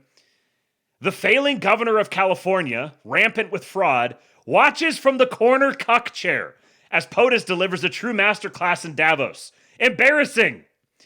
The actual rapid response account said that Gavin Newsom is sitting in the corner cuck chair. What the hell is going on, guys? 2026 is completely out of control. Just incredible things happening. I love that our politics is turning into this. And our guys are leading the charge on it. There's no more decency. We're getting back to the good old days. Pretty soon, we're going to have people fist fighting in Congress again. Here is Scott Bessent talking to Jack Posobiec, a couple Patriots spotted here, where he comments on the T-Rex line that Newscum had, and he just decides that he didn't kill him enough before. He's got to dig up his body and just get a few more stabs in there.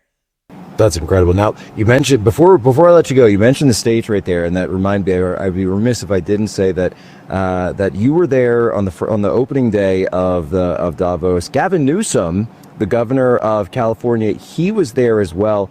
He had some interesting comments. He compared President Trump to a T-Rex.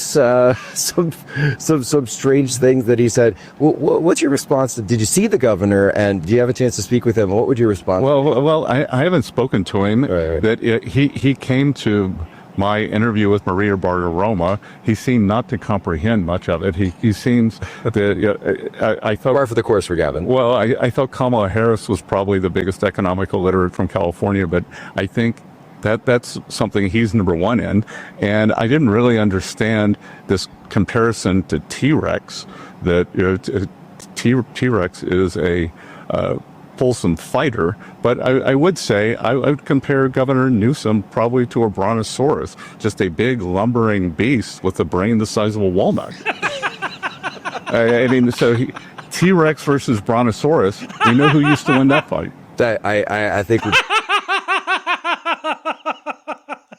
Imagine being the Treasury Secretary and you just go out and do interviews obliterating your political opponents.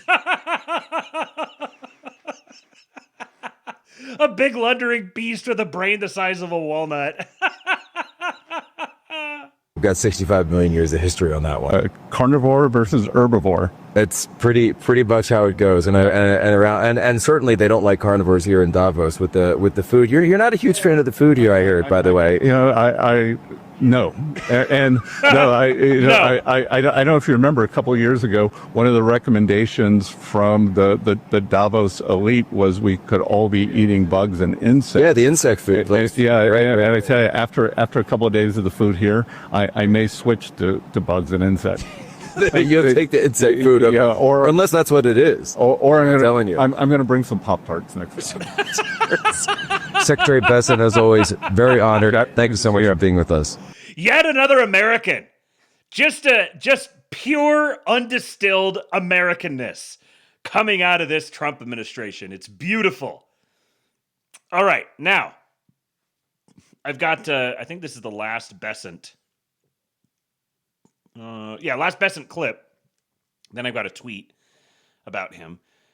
This here, I was going to play this whole thing for you guys, but the first couple of questions are kind of boring. This is from his Q&A session after his speech that he gave at Davos. The first couple questions were kind of just stuff we've already talked about before, but there's a couple of interesting ones here. Great. We'll take the next question here in the front row, ma'am, with the turtleneck, please. It's a big turtleneck. An outlet. Mr. Secretary, Hadley Gamble with IMI. Thank you so much for taking my question. The first part of which is there has been a great deal of talk by EU governments and the UK about exercising the so-called nuclear option when it comes to Greenland, which would be essentially to dump U.S. treasuries. How is the Treasury Department and the White House prepared for that? What's the plan if that's something that they begin to do? Well, I just want to say this is a false narrative that there is no talk in European governments. This was a report written by Deutsche Bank that this could happen. The media has latched onto this. I think it is a completely false narrative. It defies any logic, and I could not disagree more strongly on that. If you look, the U.S. Treasury market was the best performing market in the world, or the best G7 performing bond market, and we had the best performance since 2020. It is the most liquid market. It is the basis for all financial transactions, and I am sure that the European governments will continue holding it. And as I said, I think everyone... Listen to that line. And we had the best performance since 2020. It is the most liquid market. It is the basis for all financial transactions. It is the most liquid market. It is the basis for all financial transactions. And I am sure that the European governments will continue holding it. And I am sure that the European governments will continue holding it. That's a threat. As I said, I think everyone needs to take a deep breath. Do not listen to the media, who are hysterical, just like they were, just like you all were. Let's just go back to what happened after April 2nd. Hysteria. And what happened? We had the fastest stock market recovery in history. So I think these false narratives, get out there, get spun up out of control. When I was an investor, part of my success was sticking back, looking at the medium and long term, and ignoring the media. And so just to follow into that, so you do not believe that the EU or the UK have any retaliatory financial instruments or measures in their bag that the United States should be worried about? No. You do not believe that they have any financial instruments or retaliatory measures in their bag that the United States should be worried about? No. Full stop. Shut up, silly woman. Let's go to the next question. Ma'am, second row, scarf, please, name and outlet. Thank you. Hi, Jordan Holman with the New York Times. So as you're here in Davos right now, which CEOs are you planning to meet with? And have any of them, either European specifically CEOs, expressed any concern over Greenland and the trade agreement? And if not, what are you hearing from them? I haven't met any the CEOs yet, and my intention here is to meet non-U.S. CEOs who I couldn't meet in D.C. What do you think they will express to you? Well, I try not to anticipate the question. Great, thanks. Let's go right here in the middle. But I will give them the same message I just gave you all, that take a deep breath and let this play out. Do not listen to the media hysteria. Thank you, Mr. Bessent, and I'm the journalist from China Media Group. This was funny. I want to ask that the FED said 37% of U.S. adults can't cover a $400 emergency. What do you think of it? And some calls this the Q line or Alice line for U.S. people, and the Q line is mainly for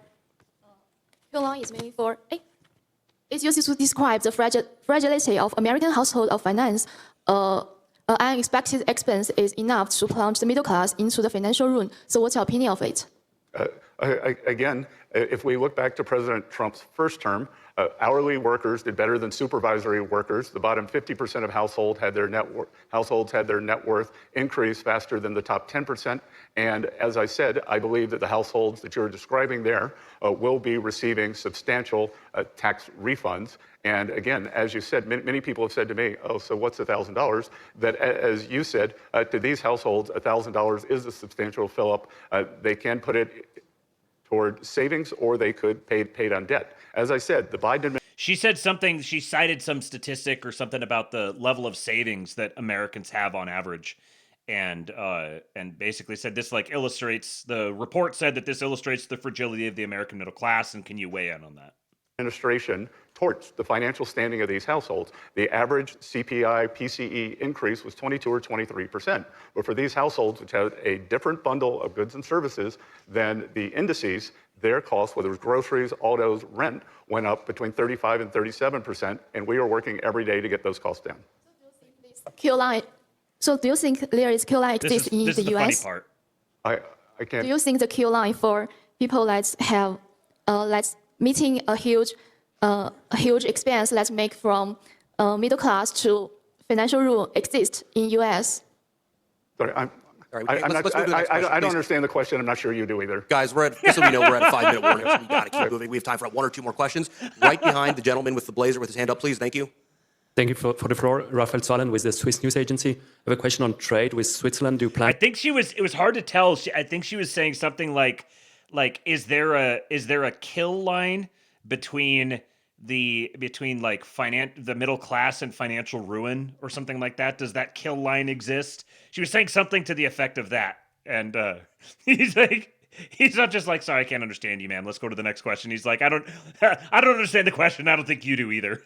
And to start a negotiation for an agreement this week. And do you have a meeting plans with Swiss officials? Thank you. Yes, I'm meeting President Parmalat, who I've had a very good relationship with since he's vice president. I think he is a very seasoned trade hand. I think he's very experienced on finance, and the Swiss-U.S. trade agreement is well along the road and progressing very well. Great. And this is going to be our last question today. Guys, remember, there is a press briefing tomorrow for those who don't get one in. I'll take one from the back, ma'am, in the blazer. Thank you very much. Hi, thank you for taking my questions. I'm Malin from the Swedish business newspaper Dagens Industri. I just wonder, do you consider Europe to be an ally of the United States? And if so, I mean, how much economic pain are you prepared to inflict on Europeans and Americans alike in order for the United States to get their hands on the territory of an ally? Again, I think that question is amiss with the false alternative. You are once again going to the farthest point, a maximalist position, that we are in the middle of the President Trump's policies. And of course, Europe is an ally. The U.S. is NATO membership is unquestioned. We are partners in trying to stop this tragic war between Russia and Ukraine. But that does not mean that we cannot have disagreements on the future of Greenland. Yeah, but if there's a protracted trade war between the U.S. and Europe, but again, you say if there's a protracted trade war, why are we jumping there? Why are you taking it to the worst case? Calm down the hysteria, take a deep breath. This is where we were last year. I'm sure you would have asked me the same question if we were here on April 2nd. And you know what? It all worked out. The economies are fine. We have a very good trade agreement. And I think our relations have never been closer. If anyone in this room wants to go back and study history, has anyone done that? What happened in post-World War II? It was. Oh yeah, I remember I wanted to play this. He starts going. He's revealing the fact that he's a history nerd. Georgie says gays are allowed to tell women to calm down. You're right. Calm down, you hysterical women. Some of these women, they're so stupid. Has anyone done that? What happened in post-World War II? He's going to mog him with history knowledge. Konrad Adenauer did not always agree with the U.S. presidents. Charles de Gaulle certainly did not agree with the U.S. positions. But that did not mean that we were not strong allies against the Soviet Union, did it? You want to answer that? Did it? So what's your message to European business leaders then who are now hesitating about the financial relation they have with the U.S.? That it's been 48 hours. As I said, sit back, relax. I am confident that the leaders will not escalate and that this will work out in a manner that ends up in a very good place for all, for national security, for the U.S. and for Europe. Thanks. Thanks, everybody. That's going to be the last question for today. he's really come into his own. Like, the part of the reason I wanted to play that is because to illustrate, like, this is a consistent theme with the Trump administration representatives there. I played you the clip on the last episode of Howard Lutnick, who was just like, went right in there. He's like, your system's done. It sucks. You guys are retarded. This whole, like, why the hell would you try to be net zero and be all concerned about the climate and everything when you don't even make batteries? You're just making yourselves wholly dependent on China. Why would you do this? Why are you guys retarded? Globalization is dead. And then you have Bessent here. This is how he came out. He came out just throwing bows like crazy. Just Another Pod guy here had a couple of good tweets on Bessent. And this will get into more of the European conversation at large. He says, I'll put it simply, Europe as an entity is about to go through a seismic shift. The incumbent parties made promises they cannot keep, with debt they can barely refinance, let alone pay back, to constituencies that are quickly realizing the policy choices made were disastrous. Take a step back and forget about the rhetoric and moral indignation around Trump and Greenland. Focus on the realities. The fiscal situation in countries like France and the UK are horrendous. The protest parties are becoming the silent majorities despite attempts to suppress dissent and speech. None of these countries have the luxury of reserve currency status. Most of these countries have little in the way of geological abundance or vibrant technology centers. They were loosely smashed together during a period of unipolarity that is quickly coming undone. They have massively underinvested in their own defense, instead focusing on a welfare state, and yet other than Germany, none of them can even afford that. And now China is coming for their lunch, rocketing up the value-add ladder in areas like chemicals, machinery, autos, and pharma. And don't even get me started on demographics and difficulty integrating the migrants they would need to sustain their economy long enough to pay the pensions they owe. I want you to close your eyes and imagine this. Trump closes America to European exports. Bessent closes all swap lines and dollar liquidity access to European central banks. NATO is disbanded and Trump moves all American soldiers back to the Western Hemisphere. No LNG is exported to Europe. Instead, that natural gas is diverted to building American AI. Trump institutes a capital tax on any American stocks held by Europeans, which Europe is relying on to fund said pensions. America renounces its desire to be the reserve currency and aggressively implements yield curve control and inflates away foreign-held debt. Take a deep breath and really think about, what does Europe do if that happened? What are their cards? I'll tell you what happens. First, the French will riot. Macron will be dragged through the streets naked. Next, they'll come for Starmer. You'll see movements toward the right that would make Adolf and Fuentes blush. You guys don't seem to understand how close the world is to this happening. The line is literally one guy, Scott Bessent. Not Trump, Bessent. He is the only one who cares deeply enough about saving the world Davos represents. Everyone else is content with Pax Americana in the Western Hemisphere. So as you watch all the bullshit being spewed on stage by the Europors, I want you to remember what their fiscal house looks like, what has enabled the welfare states that they cherish, and how close they are to losing it all. Winter is coming. And Matt Swartz says, confused on your stance regarding Bessent, do you see his interests as aligned with Davos, or just that he is the one who holds the financial cards to sink in opposition Europe? And Just Another Pod guy said, I think he's a patriot who understands if there is a way to salvage the existing system while restructuring it to benefit Americans, then that is the optimal thing to do for Americans. I think the Vance faction believes the world is too far gone. Because of this split, Bessent has a lot more cards than he otherwise would have, because it means he is the good cop. And then he elaborated here. He said, I respect Bessent not because he's competent and brighter than 99% of the people who have ever served in elected office.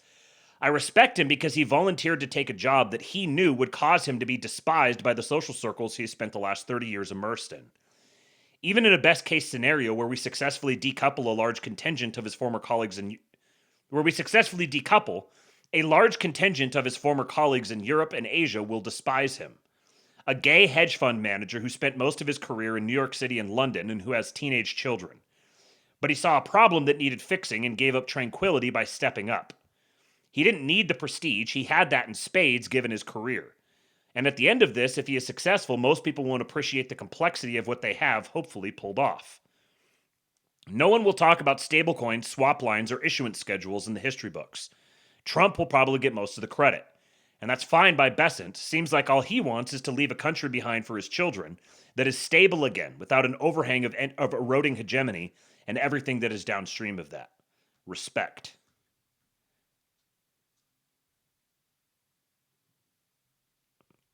Long live our great and glorious Aristofag. Sort of my beeswax says, Dear Matt, thank you for your white pills. Honduras will thrive with U.S. investment in ports and other commercial infrastructure routes, thus absorbing deportees. That's right. Yes, good things are happening in Honduras. Thank you, sort of my beeswax. Please do keep keeping me updated on the happenings down there. She says, new president Tito Asfura starting next week. The Trump-aligned, the MAGA-approved Honduran president Tito Asfura. Colin Ross says, I guarantee Bessent is smart enough to know the reality of Europe. Yes, very much so.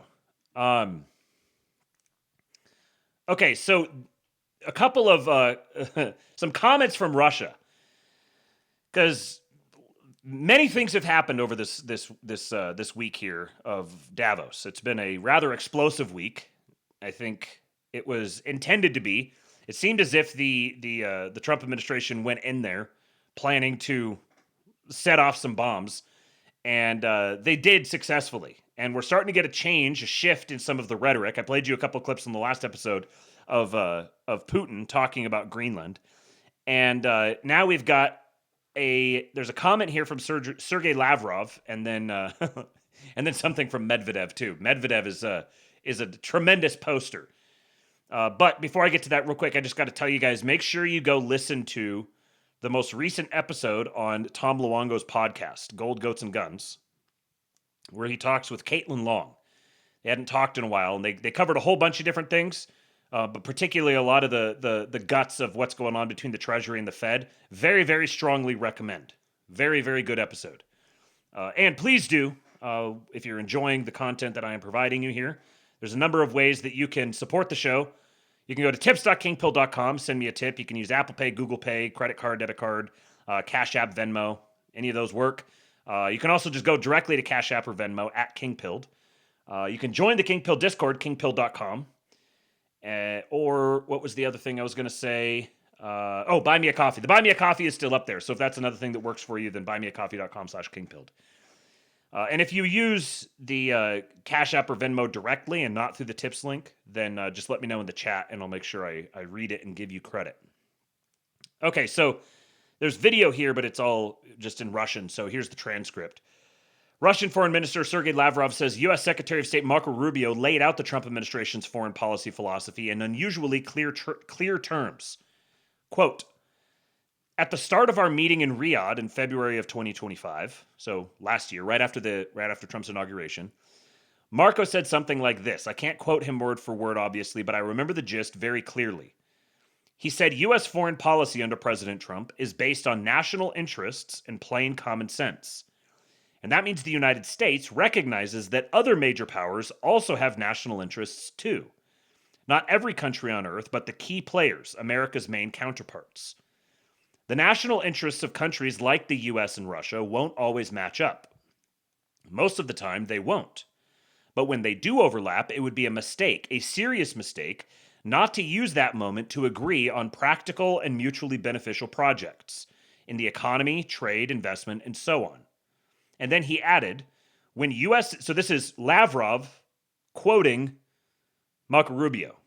When US and Russian interests don't align, it would be criminal to let that disagreement slide into confrontation, especially a direct, hot confrontation. I told him I completely agree with that logic and that I assume the United States understands the importance of this approach, as Marco Rubio described it. We've suspected for a long time that the U.S. and Russia and China together, there's kind of this arc concept that's emerging. We've suspected for a while that they do have a, whether spoken or unspoken, recognition that they have points of alignment and points of divergence, and that the alignment should stay. They should align when they align. They should capitalize on those moments, and they should ensure that their points of divergence don't.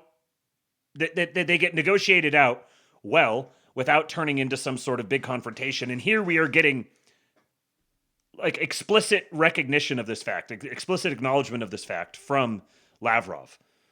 Bobby Ballbag said, check Kofi. And yes, hold on. I'm going to, yours didn't come through. So I'm going to play one for you.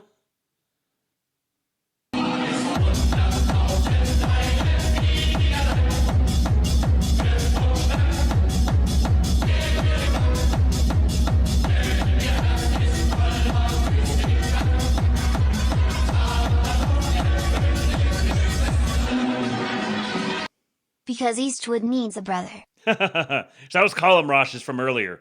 But the reason yours didn't go through, Bobby, is because the name that you put in was 1488 and it had a period in it. For whatever reason, if there's any characters except for letters or numbers in the name, when you come through the tips link, for whatever reason, it just does not automate. Those don't go through the automation. Right. So that's why yours didn't go through. Thanks for letting me know. So that would go like hyphens will get it kicked out, underscores will get it kicked out. So the name that was put in there was 1488, 14.88 as well, and that kills the automation apparently. Okay, then here is Medvedev. They let him out of his cage long enough to fire off a banger. He said, "The pointless gathering in Davos promises to be interesting. Instead of the worn-out corpse of Ukraine, the discussion will now focus on frozen Greenland. The general setup is clear enough. Cowardly European roosters, hopped up on tranquilizers from sheer fear, will try to persuade a pushy uncle to take full control of the island, while leaving it formally under the ownership of the Danish crown. Do whatever you like, they'll say, uncle. Take the island into indefinite free use, extract its resources at no cost, build military bases, airfields, missile silos, and any other facilities needed for total control. But that's not what Trump wants. Everyone understands this. He wants to paint the island on world maps in stars and stripes. He's already published such a map, Canada and Venezuela included, and placed himself alongside the founding fathers. He wants to remain in history forever, and at the same time to become like the president of Russia. That last part is impossible. Through the special military operation and as a result of referendums, Russia reclaimed its own lands, territories that had been part of it for centuries, along with its own people. Greenland is something entirely different. It has never had any direct connection to the United States, even though Washington has tried more than once to buy it. I do think it's interesting that he says this in the past tense. Through the special military operation and as a result of referendums, Russia reclaimed its own lands. The past tense there is interesting. The real question, meanwhile, goes beyond the obvious desire of the US president. Although many are gleefully describing how an aroused Gargantua Trump will swallow a massive chunk of land and then spit sticky saliva into the wrinkled face of the loathsome old woman called Europe, simultaneously turning the United States into the world's second largest country by territory. Trump is indeed in a hurry. Time is relentlessly slipping away. It's time to carve his name in gold into the tablets of history. But the key question is this: what price is the current occupant of the White House prepared to pay to achieve that goal? Dismantling NATO is not the same thing as kidnapping a foreign leader betrayed by his own allies in a weakened country. And finally, will Trump even be allowed to do it? That's such a line. Many are gleefully describing how an aroused Gargantua Trump will swallow a massive chunk of land and then spit sticky saliva into the wrinkled face of the loathsome old woman called Europe. This vodka nigger got away with words, says Slutty Milk. Gargant Trump!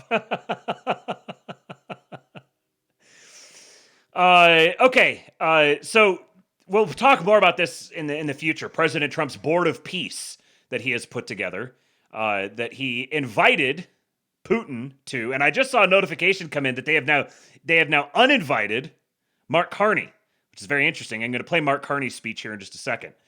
But Putin offers to contribute $1 billion to President Trump's Board of Peace once the war is ended. And Christus Victor here, Sun Optimist, says some people still don't see what's happening. Retro Ghoul says, I am some people.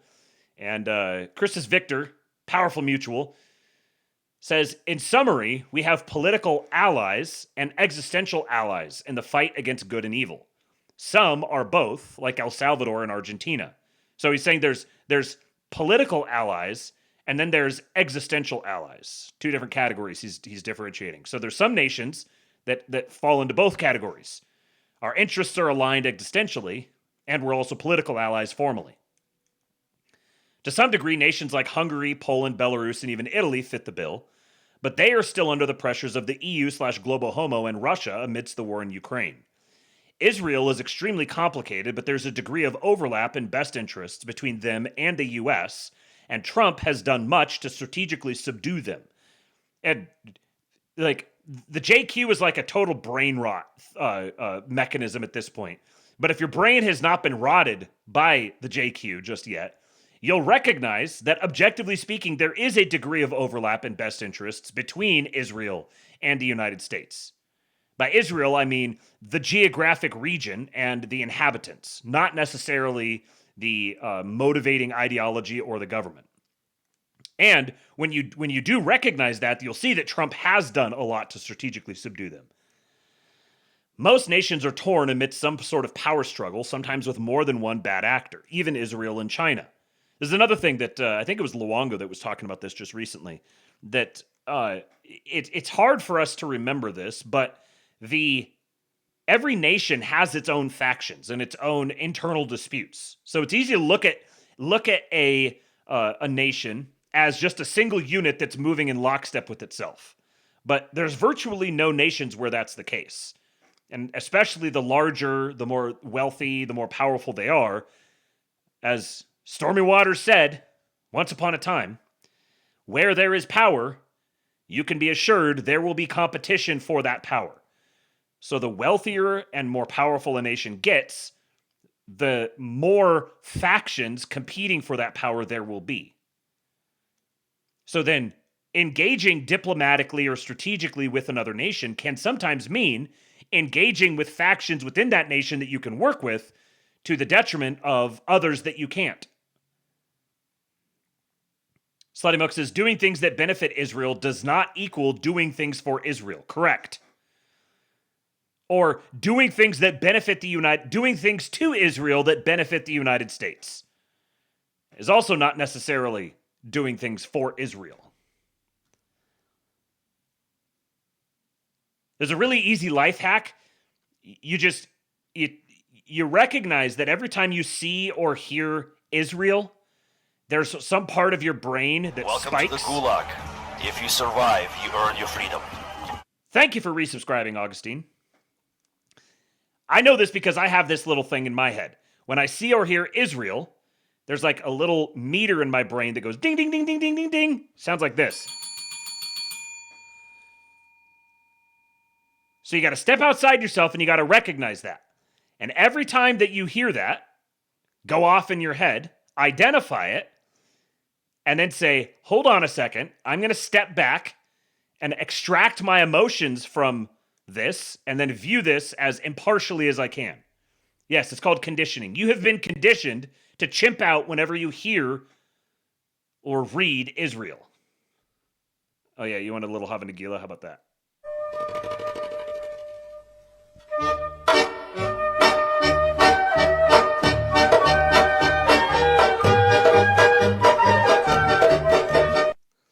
There you go. You got one for free. If you want to hear it again, then hit the tips link. Anything $200 and over gets you another Hava Nagila. Okay, so most nations are torn amid some sort of power struggle, sometimes with more than one bad actor, even Israel and China. Converting political allies into true allies requires some strategy. Sometimes that strategy involves leaning into the dramas of political adversaries to grant leverage in the war to straighten or cut, if necessary, political allies. I don't know what the power struggle is in places like Israel or China. Arab nations have largely been neutralized in this capacity. Russia has had to uproot their own deep state while fighting the deep state in Europe as Trump fights it here and worldwide, i.e. drain the swamp. In the existential fight, Trump and Putin, Russia and America, are allies despite being political adversaries. The existential allies are working together amidst political complexities and sometimes theater to uproot or at least subdue the evil that has plagued the United States, Europe, and the world. So that's this is the right frame here. Russia and America may be political adversaries. I would say this goes for America and China as well. Maybe we are political adversaries. However, we do have deep existential alignment, and there are factions within Russia and factions within China that are aligning with factions within the United States. And those factions just happen to be close to the levers of power and accumulating power as we go.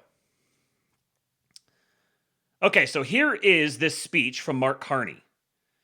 Rather notable. Malmesbury man says, who's a great patriot, says, good speech, worth watching the whole thing. It's going to get cheers from excitable Europeans for the notes he hits on Greenland.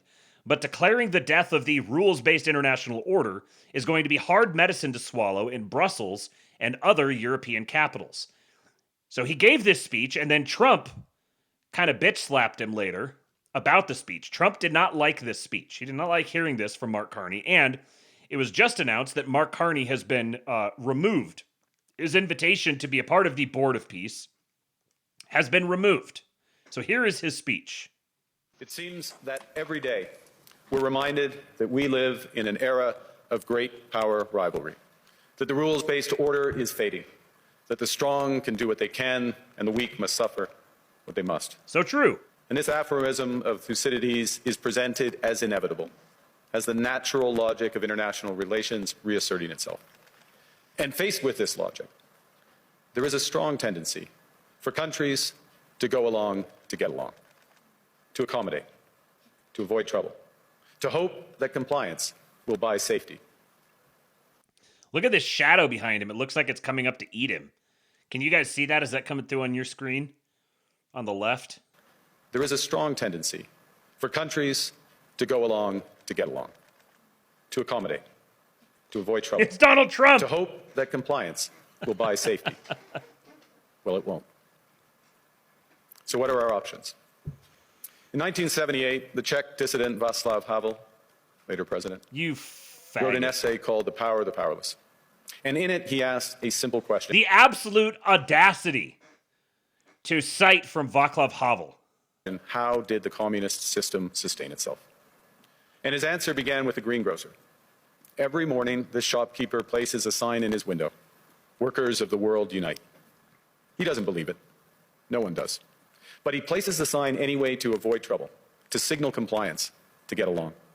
And because every shopkeeper on every street does the same, the system persists.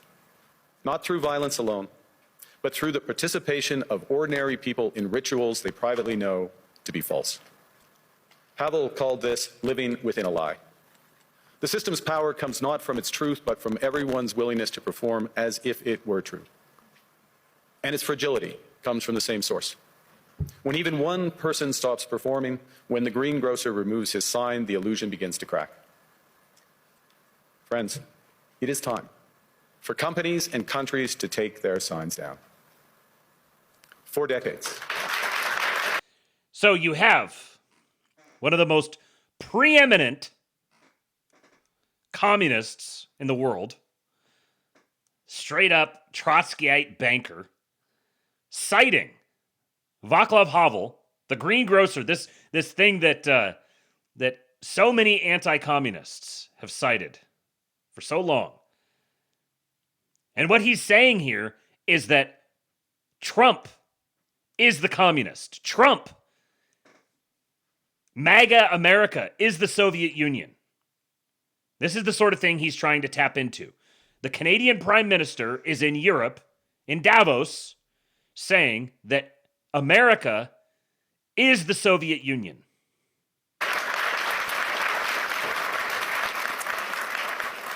For decades, countries like Canada prospered under what we called the rules-based international order.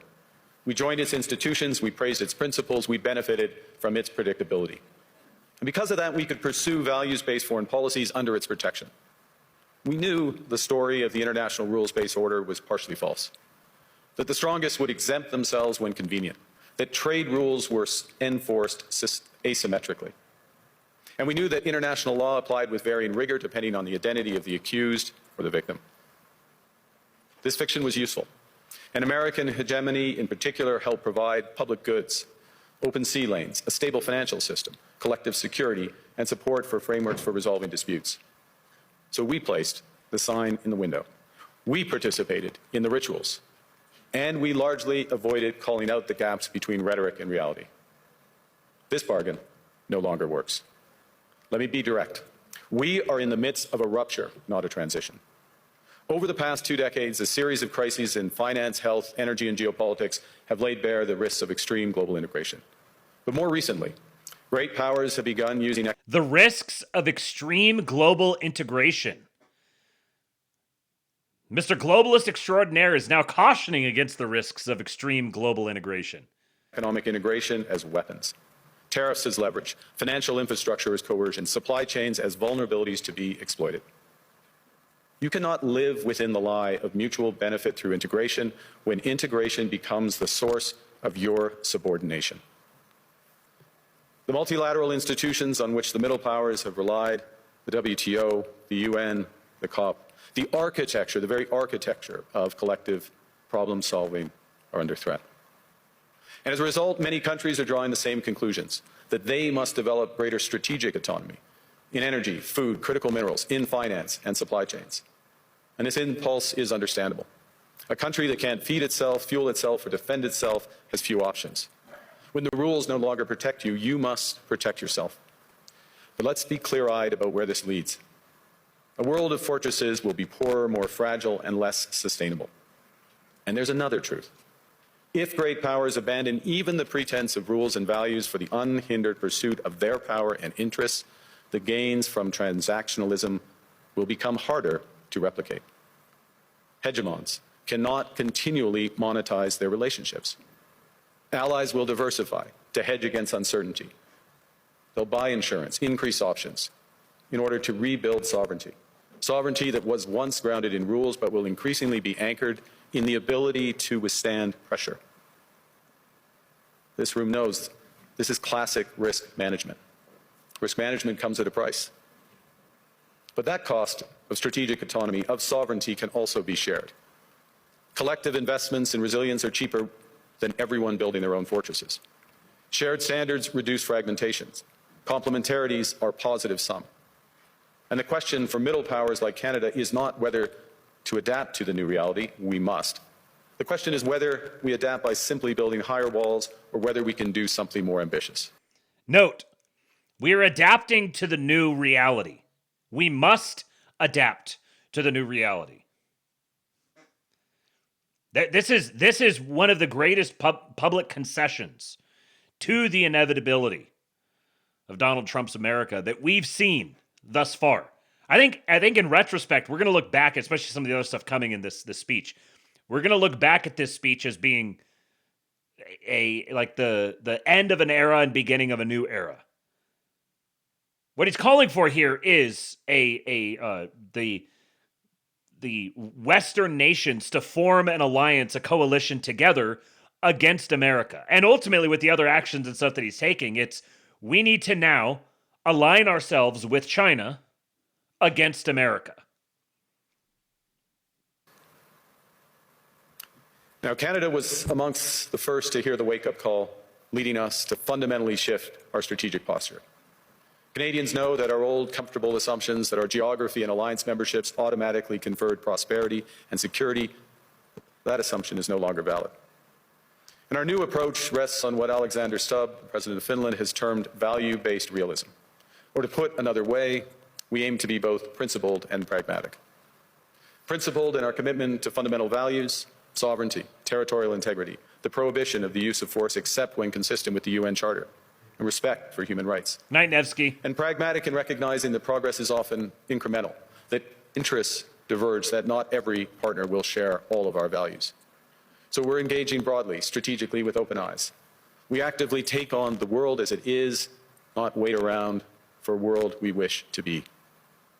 Isn't it fascinating that all of this sounds like, we're strategically pragmatic, we're territorial integrity and sovereignty and multilateralism, and this is like abandoning globalism. This isn't just like quietly moving on from globalism. This is explicitly renouncing it. We are calibrating our relationships so their depth reflects our values. And we're prioritizing broad engagement to maximize our influence, given the fluidity of the world at the moment, the risks that this poses, and the stakes for what comes next.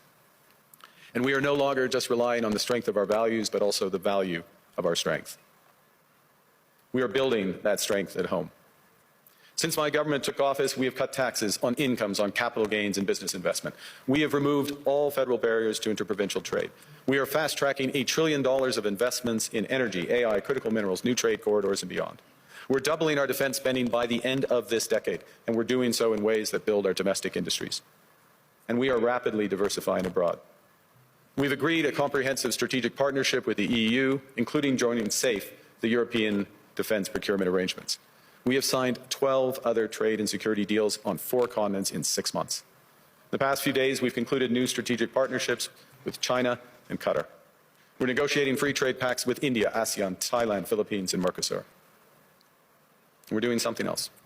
To help solve global problems, we're pursuing variable geometry. In other words, different coalitions for different issues based on common values and interests. So on Ukraine, we're a core member of the Coalition of the Willing and one of the largest per capita contributors to its defense and security. On Arctic sovereignty, we stand firmly with Greenland and Denmark and fully support their unique right to determine Greenland's future. So he's describing this new reality that is essentially just... Welcome to the Gulag. If you survive, you earn your freedom. Thank you for resubscribing, Bobby Ballbags. There you go. There's your membership.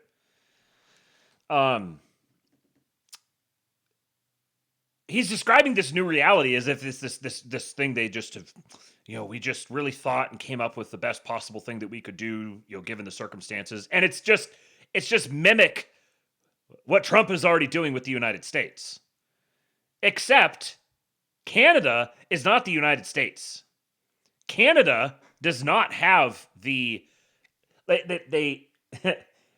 going to set up all these strategic partnerships with South America and with Qatar and who else did he say?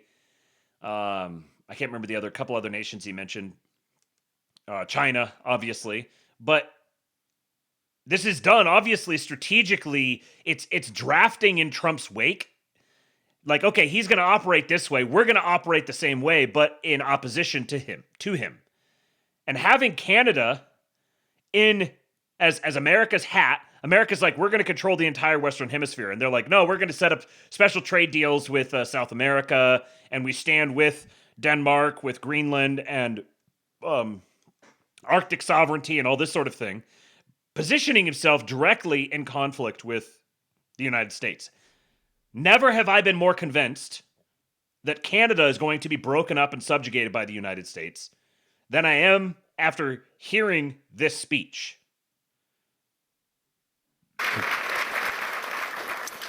Our commitment to NATO's Article 5 is unwavering. So we're working with our NATO allies, including the Nordic-Baltic 8, to further secure the alliance's northern and western flanks, including through Canada's unprecedented investments in over-the-horizon radar, in submarines, in aircraft, and boots on the ground, boots on the ice. Canada strongly opposes tariffs over Greenland and calls for focused talks to achieve our shared objectives of security and prosperity in the Arctic. On plurilateral trade, we're championing efforts to build a bridge between the Trans-Pacific Partnership and the European Union, which would create a new trading bloc of 1.5 billion people. On critical minerals, we're forming buyers' clubs anchored in the G7 so that the world can diversify away from concentrated supply.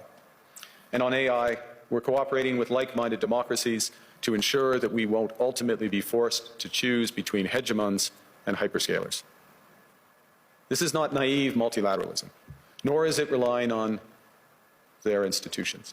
It's building coalitions that work, issues by issue, with partners who share enough common ground to act together. In some cases, this will be the vast majority of nations.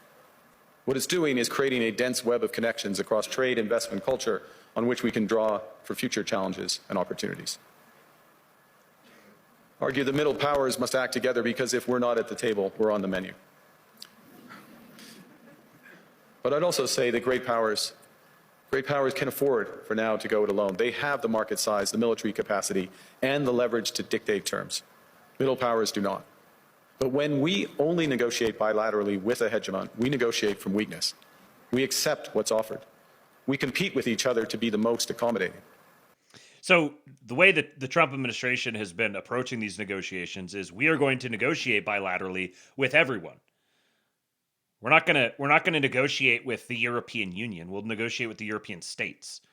We're going to set up one-to-one trade deals with everyone. So now he's using a lot of the same rhetoric, a lot of the same lingo, but he's flipping it around and saying we need to form our own trade blocks and then amass all of our middle power together to operate against hegemons.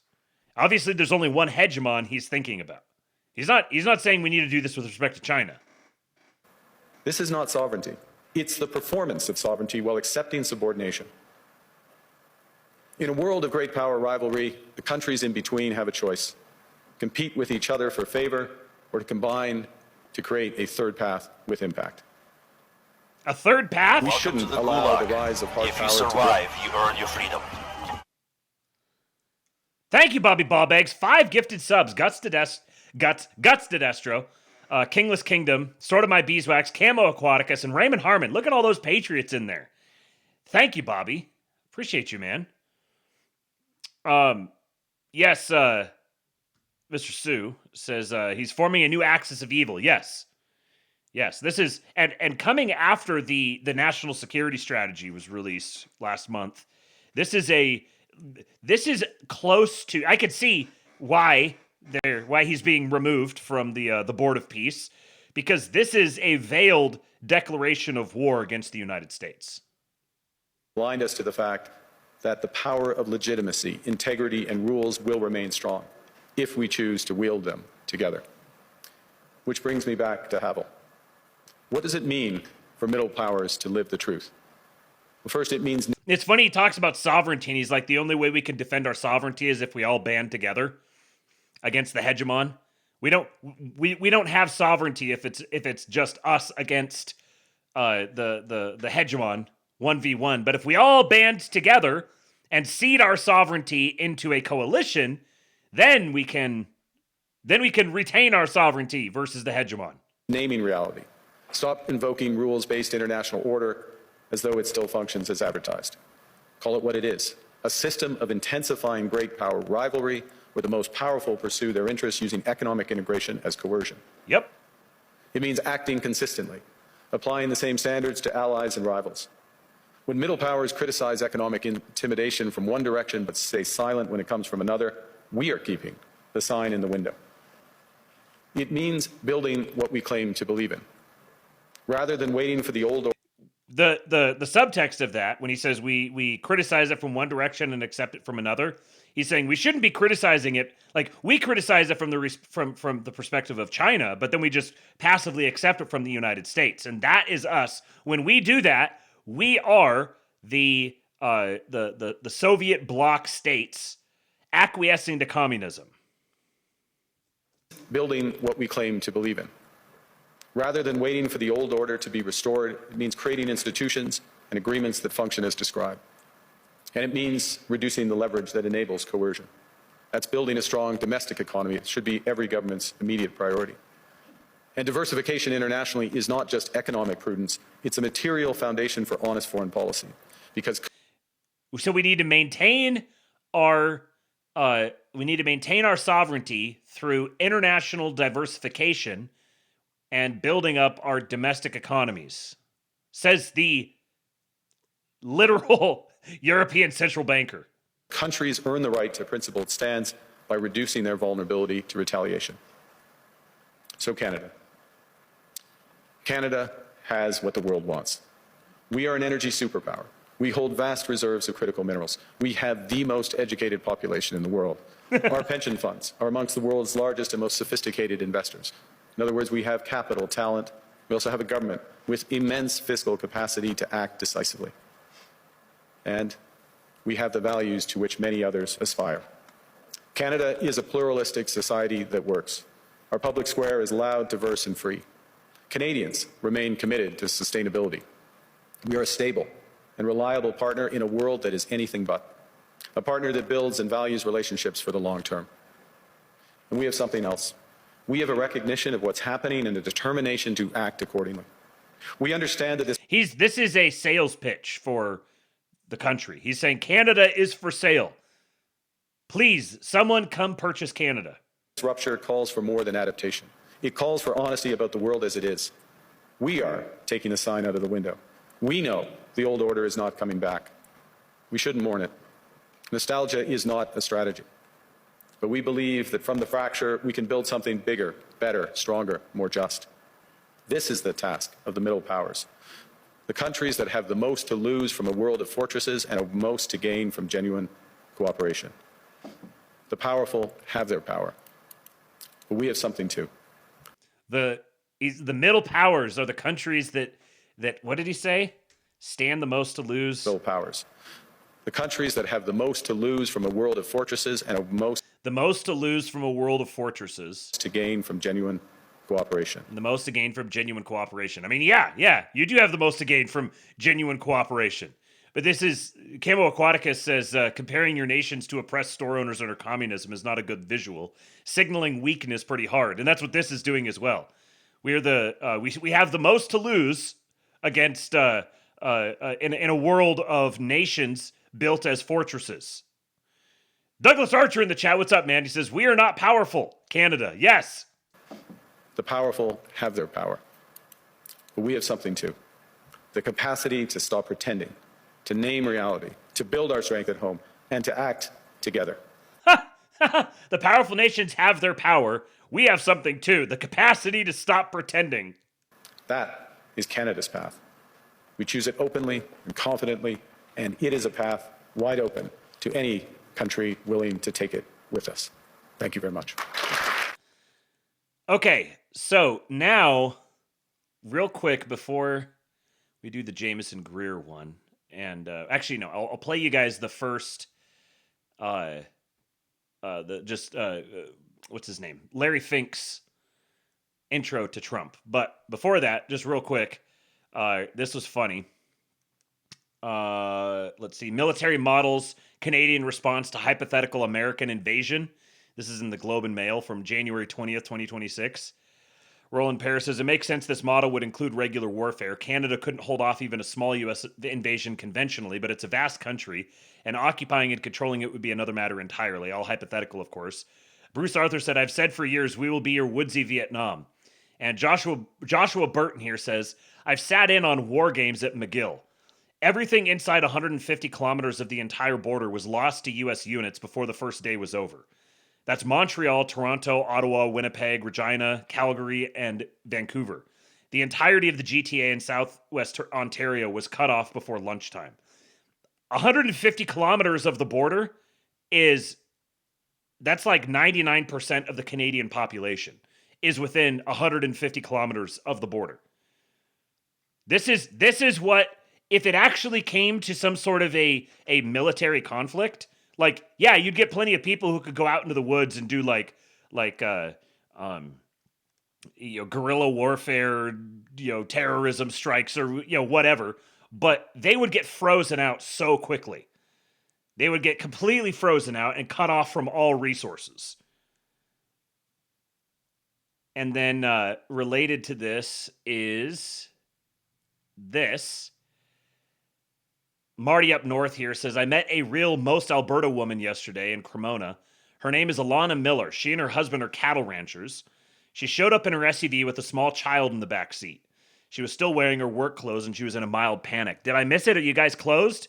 She desperately wanted to sign the petition. She came prepared with 5 documents to prove her identity and her physical address.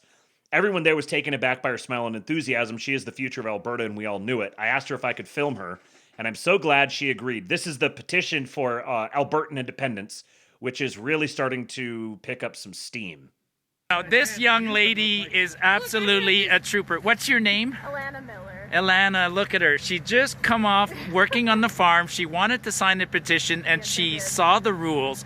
So you were worried about the rules that require a... Yes. Well, your physical address, because we only have box numbers. We don't get a lot of mail. So physical address. How prepared were you to prove that you have a physical address? Don't show that, yeah. I brought my husband's name with our gas bill. I brought my marriage certificate. I brought my passport, and I brought an Amazon package, which is the only thing that we get to. Perfect, awesome. And so you're young and you're wanting independence and out of this mess. That's awesome. Thank you for coming out. Yeah, well, thanks for letting me sign. Absolutely. Now this... It's going to happen. It is inevitable. It's going to start with Alberta, and it's going to be gradual. But 100 years from now, 50 to 100 years from now, Canada is going to be effectively a part of the United States. Okay, so let me just play real quick before we get to the Jameson Greer one, because I want to play that whole thing, and it's getting late. So I'm just going to play the intro here from Larry Fink to Trump's speech at Davos.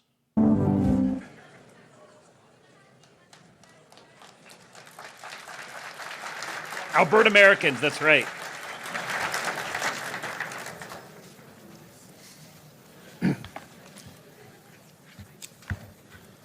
Good afternoon, everybody, and welcome. I guess we don't have enough seats today. Wow. What's that? Standing room only for my president? Last quarter century, a sitting president of the United States has come to Davos only twice. Both times it was Donald Trump. So when I asked to serve in this new role that I have, he was one of the first leaders I called and invited to return. I first met the president about 25 years ago, but I worked most closely with him during the early months of COVID. This was March 2020. Markets were under extreme stress. Some economists were warning we could be headed towards a second Great Depression. What stood out to me during the extraordinary period was a president's willingness to bring together people from governments, from business, across institutions, across perspective, to think differently, and importantly, to act decisively. That instinct to act, especially in pivotal moments, is one reason I think he values the World Economic Forum. It is a unique institution that brings together the largest combination of government officials, business leaders, technology leaders, civil society and NGO leaders anywhere in the world for a genuine dialogue, and particularly importantly this year. Thankfully, this group is meeting under better economic circumstances than during the pandemic, but once again, we're forcing very serious different economic conditions around the world. One of the central challenges that is impacting me is how capitalism can benefit more, and how can we broaden our global economy for greater and greater participation. That is a question where the president has shown real leadership through investing in infrastructure, reducing barriers to growth, and initiatives like the Trump account designed to give more Americans a direct stake in the growth of the U.S. economy.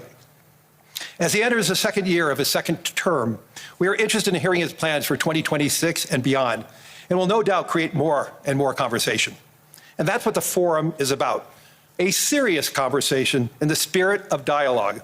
Discussions where the world is headed, where are we going, and these discussions would be incomplete without the President of the United States, the most important leader in the world.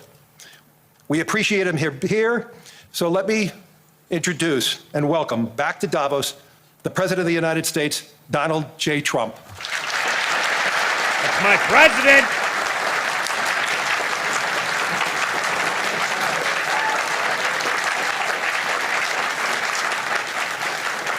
Look at that American.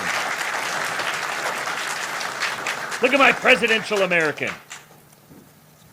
Little tug.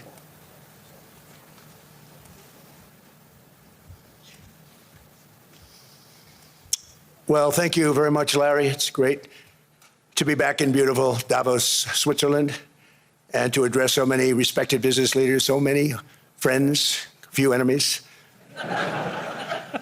and all of the distinguished guests. It's a who's who, I will say that. I've come to this year's World Economic Forum with truly phenomenal news from America. Okay. So you guys can go watch that that whole speech if you'd like. Maybe, who knows? Maybe if I don't have enough for the show tomorrow, maybe we'll watch, because there was some very good stuff in the speech. But now, where's my econ nerds at? Where are my American history nerds at? Jameson Greer, the U.S. Trade Representative, here to talk to you about the American system of political economy.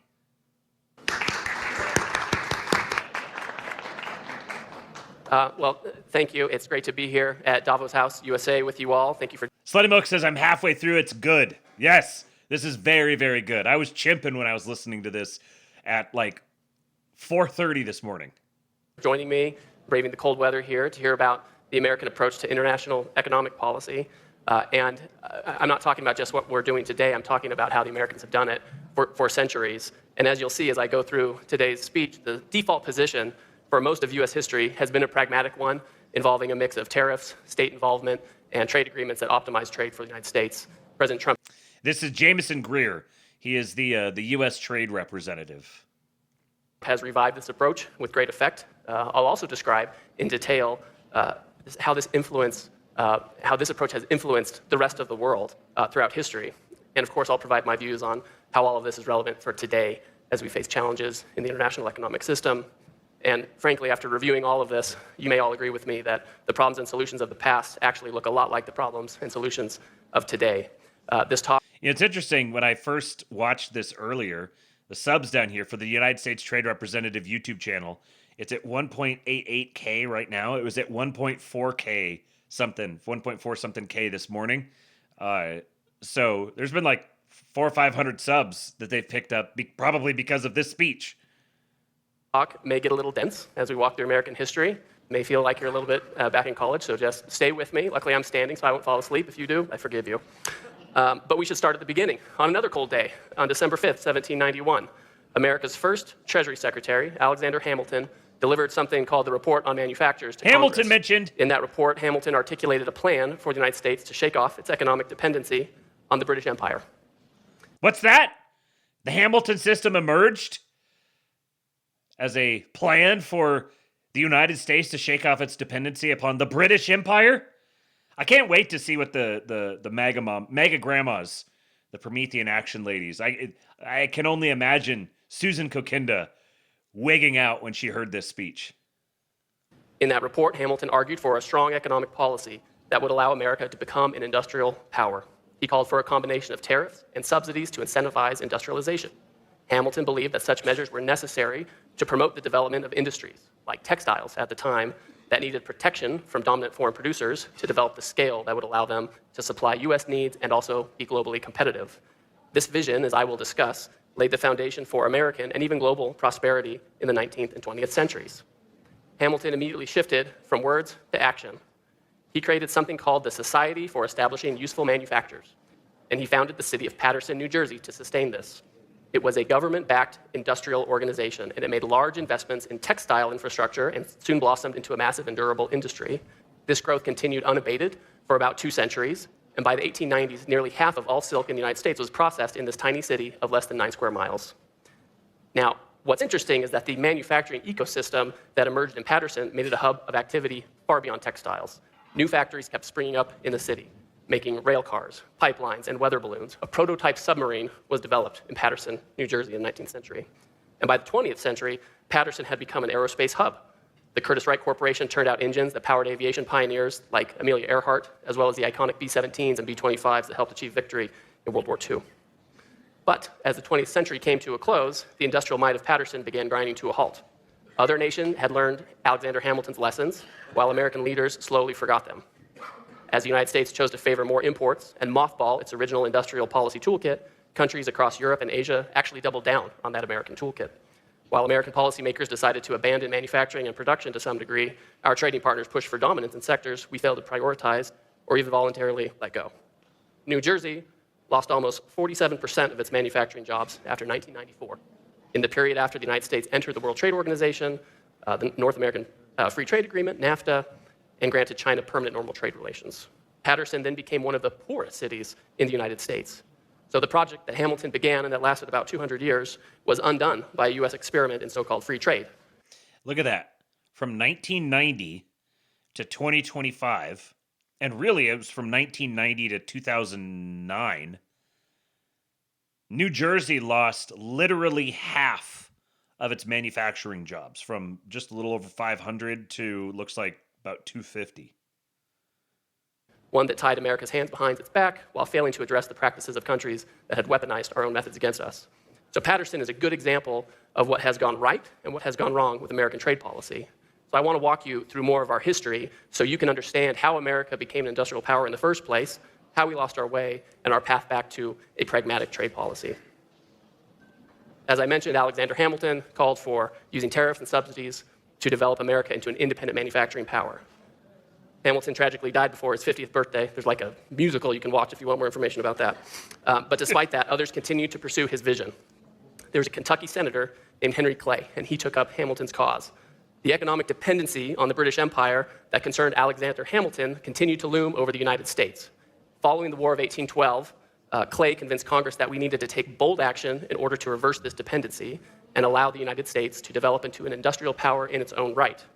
I remember reading the book by Thomas DiLorenzo about Abraham Lincoln, where he talks extensively about internal improvements. And when I read it, I was deep in my ANCAP era. And so I remember being like, oh, government subsidies and government spending, oh, slavery, oh. And now in retrospect, I'm like, oh, Henry Clay was a fucking patriot, man. Over decades in Congress, he crafted consensus around what he called the American system. This program combined high tariffs and state support for industry with a belief in the power of a large internal free market.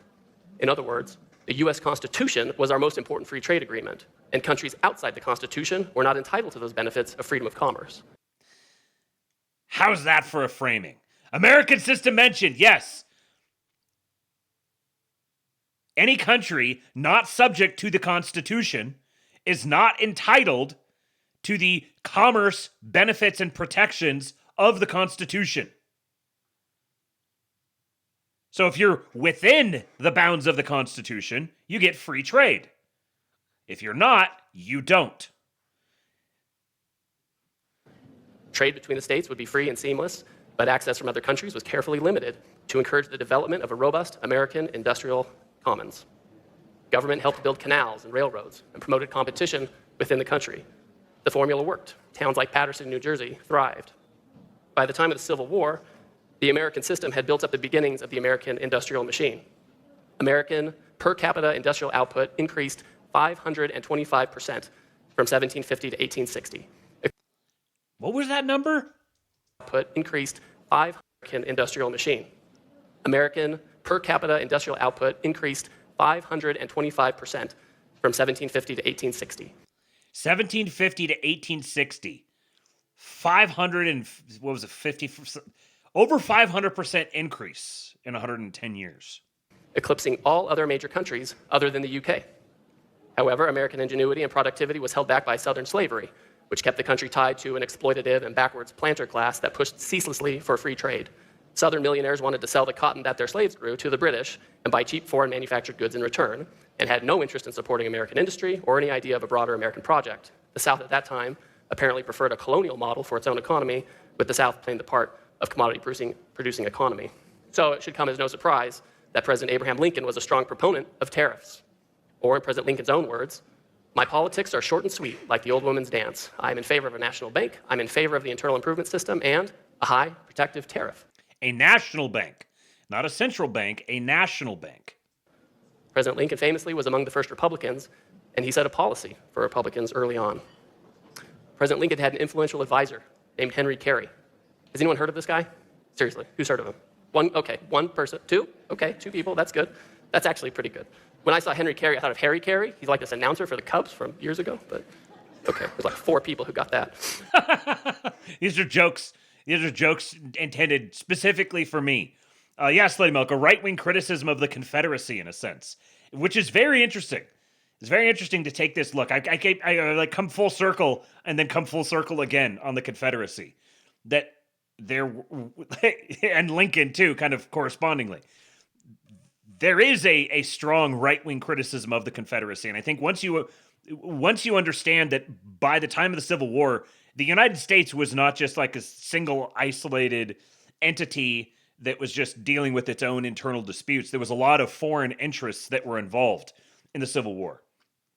And you can see the strong economic tension here, where you have the South, who has this cheap labor class that they have capitalized upon for a variety of different reasons, that for them, their economic interests centered around maintaining a colonial posture with respect to Europe and to the United Kingdom, whereas the North was ready to go full industrialize and attain actual national independence.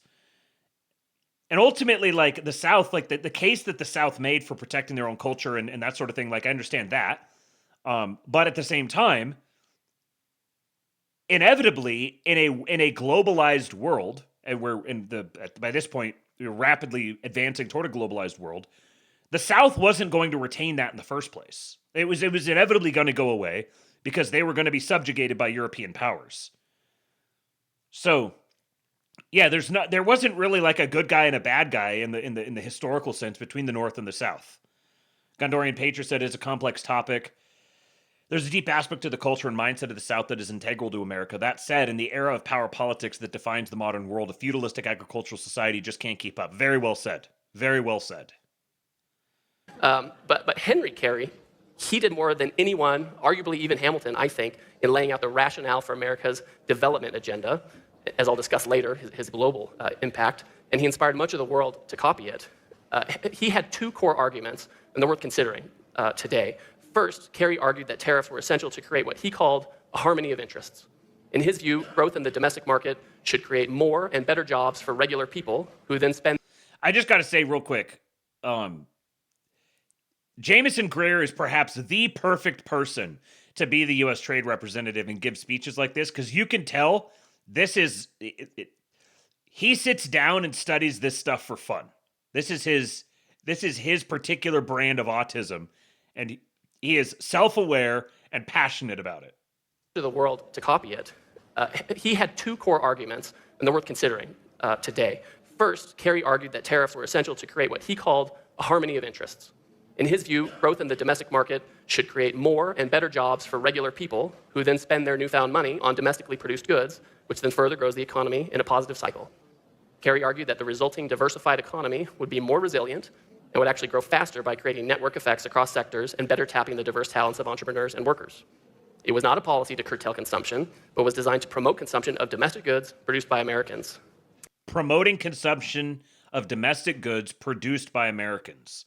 And you create that virtuous cycle. The government plays the role of targeting and kickstarting the investment and incentivizing the productivity of the people, so that as the people become more productive, they can become more consumptive of what they're producing.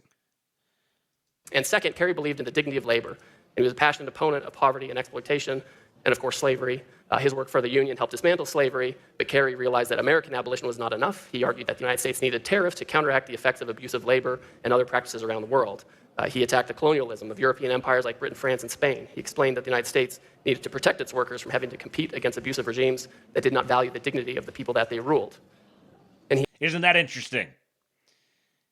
America needs to protect its own labor from foreign nations that do not protect the dignity of their own people, not necessarily from like a, I mean, there's the like the moral Christian reasons for it, but also there's like a pragmatic economic thing here, where if you make your workers, if you try to protect and treat your own workers well, but they have to compete with other nations that don't do that, namely like today, China. If you're having to compete with the entire world of a bunch of effectively slave labor, or a peasant serf class, then that's undermining domestic labor, which is ultimately throwing a huge wrench into the spokes of this entire system that's supposed to be a productive, self-perpetuating system, like a self-licking ice cream cone. He argued that we had to have this to avoid a race to the bottom, echoing many themes we hear today. Of course, the Union won the Civil War, and they took Kerry's advice. America raised its tariffs on the world, and economic development surged even faster. And by 1913, U.S. per capita, am I on the right one? Yeah, there we go. U.S. per capita industrial output was the greatest in the world, 10% greater than that of the UK, and 600% larger than it was in 1860. So remember, let's see, where are we at? 954. So the last time he showed this graph, okay, right here, was from 1750 to 1860. This graph, per capita industrial output, looks like this, where the red is the United Kingdom, and this blue right here is the US. Now, the next graph, I'm going to jump up here, is starting where the graph that's on the screen right now, starting at the point where that ends and continuing forward now, you have the trajectory continues for the United Kingdom, but the United States, starting in 1860 and going to 1913, very interesting cutoff date there. You go, pew! United States passes United Kingdom. Isn't this very interesting? 1860 to 1913. What did he mean by this? 60. According to one study, American industrial production soared by over 1,000% between 1860 and 1910. However, this growth did come with a negative side effect. Industrial magnates worked to capture the gains for themselves at the expense of the nation and formed cartels and monopolies to better exploit both workers and consumers. Enter President Teddy Roosevelt, who was in office in the first decade of the 20th century, and he realized that American development could not continue to be successful without a return to robust competition. For tariffs and protection to drive investment, firms in the domestic market must feel competitive pressure to invest and not just to raise prices and capture rents. So President Roosevelt, he did something about it and went to war with the trusts. In the process, he created the foundation for the antitrust law that regulates our markets today. And at the same time, Roosevelt doubled down on protection and American industrial development. In another interesting quote from a Republican president on trade, Roosevelt once wrote that in this country, pernicious indulgence in the doctrine of free trade seems inevitably to produce fatty degeneration of the moral fiber. So he didn't mince words. As the Great Depression set in a couple decades later, Congress famously... Let me get that quote again. ...seems inevitably to wrote that in another interesting quote from a Republican president on trade, Roosevelt once wrote that in this country, pernicious indulgence in the doctrine of free trade seems inevitably to produce fatty degeneration of the moral fiber.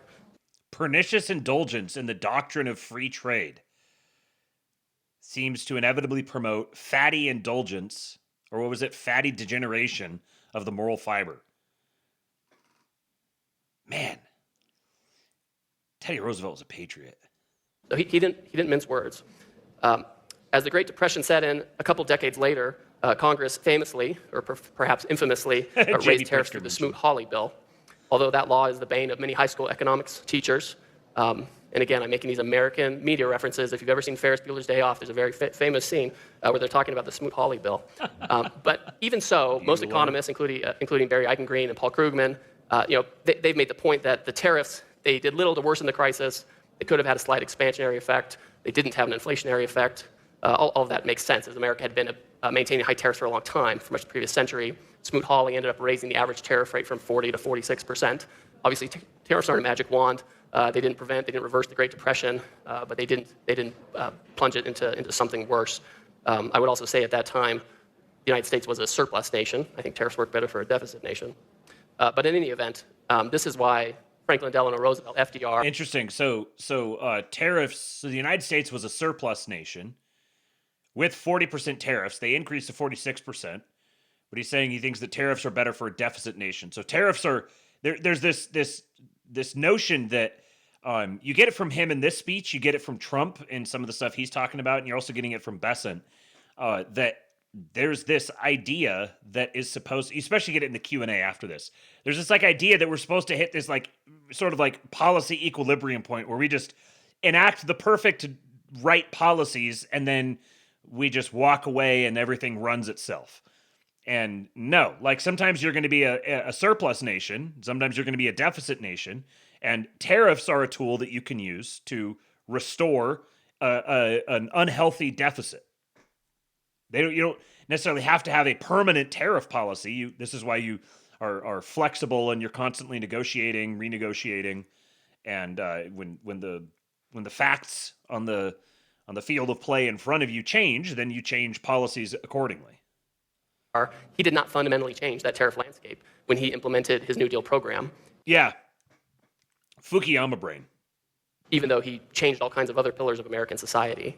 The 1936 Democratic Party platform emphasized that FDR's administration would, this is the quote, continue, as in the past, to give adequate protection to our farmers and manufacturers against unfair competition or the dumping on our shores of commodities and goods produced abroad by cheap labor or subsidized by foreign governments. FDR also decided to pursue limited reciprocal trade deals. That might sound familiar to some of you, especially if anyone here has negotiated with me on our reciprocal trade deals we're doing these days. But under these New Deal era reciprocal trade agreements, the United States lowered tariffs for countries that removed what the Secretary of State Cordell Hull called discriminations and obstructions. But the United States continued to put restrictions on unfairly traded imports that threatened our workers and producers. This made good sense, especially from America's position of post-war industrial dominance and given the desire to rebuild the world's economies after the war. And then, through the middle of the 20th century, American presidents were not shy to take bold trade action when necessary. Lyndon Johnson imposed 25% tariffs on pickup trucks that we still have to this day. This was the result of a trade dispute with Europe about American chicken exports, a dispute that also remains with us to this day, 60 years later. President Nixon, he put a 10% global tariff on the world in 1971 in response to an emerging, but small by contemporary standards, trade deficit. And through it all, America pursued the industrial strategy that Hamilton had laid out more than 200 years ago. We protected our industry from foreign competition where that was necessary to unlock growth or to counteract unfair production conditions abroad. The American project was pragmatic, it was multifaceted, and it combined the power of market competition with appropriate government policy action to encourage economic development. We leveraged the same playbook when we faced the challenge of a large trade deficit back in the 1980s due to non-market policies in a resurgent Japan. Through quotas on autos, tariffs on steel, currency adjustment, and innovative industrial policy programs like Semitech to promote semiconductor research, we reversed course and powered into the 1990s with an unrivaled industrial base and innovation engine. Mr. Seuss says, wait, so this guy is actually in charge of making the trade and tariff deals? He's the lead negotiator. He's the trade representative. So he's he does trade deals and serves as essentially like a go-between for Trump in the various different trade deals. There's lots of people that get involved in that are implicated in all the different deals, but his job is to be the mediator of all of them. But at the end of the Cold War, as many reveled in what they thought was the end of history, American policymakers largely jettisoned our historic and pragmatic approach to trade. Or perhaps they grew complacent on the assumption of endless prosperity. End of history. We pursued hyperglobalization regardless of the consequences, and we bound our hands with NAFTA and the World Trade Organization in ways that made it impossible for the United States to effectively respond to foreign practices and defend our industrial production. Now, other countries, on the other hand, they never forgot the American playbook. They had shaped their economic systems to learn from the United States and were not foolish enough to stop when the US decided to pursue globalization as an end in itself. The American system had become, in some ways, a global economic system, shaping the structures of economies far beyond our borders. For example... Okay, hold on. Jameson Greer graduated from Paradise High School in Paradise, California in 1998, and then spent 2 years as a Mormon missionary in Brussels. He attended Brigham Young University, where he majored in international relations. He pursued master's degrees from Paris 1 Pantheon Sorbonne University and Sciences Po, which is, these are both in France, and then later attended the University of Virginia School of Law. Between September and December of 2007, he worked as a law clerk for the European Court of Justice. From 2008 to 2012, he served as an officer in the United States Air Force Judge Advocate General's Corps. He served in Kansas and Turkey and was deployed to Iraq, where he served as Chief of Military Justice. He was honorably discharged from service in 2012. Later worked in private law firms specializing in trade law, represented U.S. Steel in a lawsuit against China, was a speaker at 2 Federalist Society events. He was the chief of staff to Trade Representative Robert Lighthizer in between 2017 and 2020. So he was the chief of staff to the guy who had his current role under Trump in the first term. He was involved in trade negotiations with China and talks about the renegotiation of NAFTA. And then he is the first Mormon cabinet-level official since Mike Leavitt served as Secretary of Health and Human Services in 2009. He... any other details here? He's... In April of 2025, he was appointed as acting director of the Office of Government Ethics and as acting special counsel. In August, he was succeeded by another guy as acting director of Office of Government Ethics. So yeah, that is Jameson Greer. So he's starting to get into some good stuff here. Let me back it up just a bit. Effectively respond to foreign practices and defend our industrial production. Now, other countries, on the other hand, they never forgot the American playbook. They had shaped their economic systems to learn from the United States and were not foolish enough to stop when the U.S. decided to pursue globalization as an end in itself. The American system had become, in some ways, a global economic system, shaping the structures of economies far beyond our borders. For example, in the middle of the 19th century, a German economist named Friedrich List read Hamilton's work. He was inspired by it. He developed a comprehensive and influential theory of economic development that spread the American system around the world. List emphasized the importance of strategic trade measures to cultivate what he called the aggregate productive powers of a country over time. It's a very realistic approach to national economics. Like Alexander Hamilton and Henry Clay, List emphasized the need for tariff to counteract the advantages enjoyed by powerful foreign firms, such as subsidies and entrenched economies of scale. And he also echoed the American call for robust domestic competition to promote productive investment. It's just so surreal. After we've spent like the last year talking about Friedrich List, all of a sudden we have the U.S. trade representative at Davos specifically talking about the American system of political economy, and Friedrich List building on the legacy of Alexander Hamilton and Henry Clay. Just so freaking cool. List's propagation of the American system had a potent effect on industrial development worldwide. Influenced by these ideas, Otto von Bismarck raised German tariffs in 1879, shortly after he unified Germany into one powerful country. The Germans who promoted this shift were explicitly influenced by Henry Carey and the American system. When he was speaking with industrialist Wilhelm von Kardorff, a prominent German advocate of Henry Carey's arguments, Bismarck, he actually apologized for his earlier support for free trade. Bismarck told Kardorff that, "Now I am a complete convert and want to make good my earlier errors." For better or for worse, Bismarck's experiment worked and set the model for Germany's rapid economic development. The American project also influenced trade and policy and economic policy in Japan. American ideas aligned well with the approach to economic development promoted by Meiji statesmen such as Okubo Toshimichi and intellectuals such as Fukuzawa Yukichi. The pioneering late 19th century finance minister, Matsukata Masayoshi, often invoked List and Hamilton when he successfully pushed for higher tariffs, strong central bank, government support for industry. And the result was unprecedentedly fast state-backed industrialization in Japan, and it became one of the world's great manufacturing nations. It's interesting that all of a sudden the talk in the room got louder there, and you could hear people who were like, shh, shh.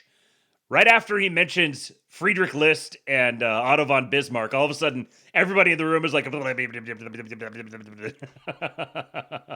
I wonder what they're talking about. So all of the economies of the world learned from the American example.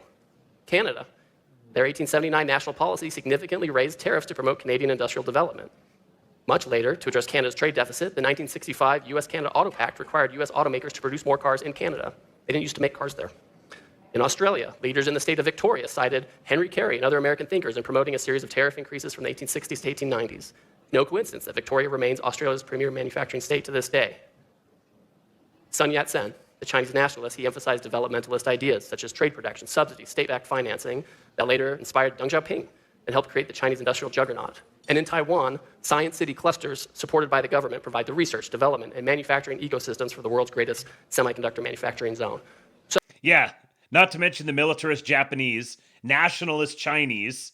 So we've got we've got Bismarck, we've got militarist Japanese, we've got nationalist Chinese. He's these are all the people that we're inspired by. So, wherever we dig into stories of successful economic development, we see Hamilton and his successors at work. That much is clear. So the question is, what got lost in the post-war global order? At the end of World War II, most countries, when you look at the history, assumed that Hamiltonian economic policy was the default among nations, and they planned around it. It's almost like the Second World War was fought explicitly against Hamiltonian policy. How's that for a reframe for you? The negotiators at Bretton Woods and other economic conferences wrote new rules based on this and baked tariffs and trade measures into the post-war international economic order. That makes sense because all major nations had used tariffs and industrial policy to support their economic development. This was the world they lived in.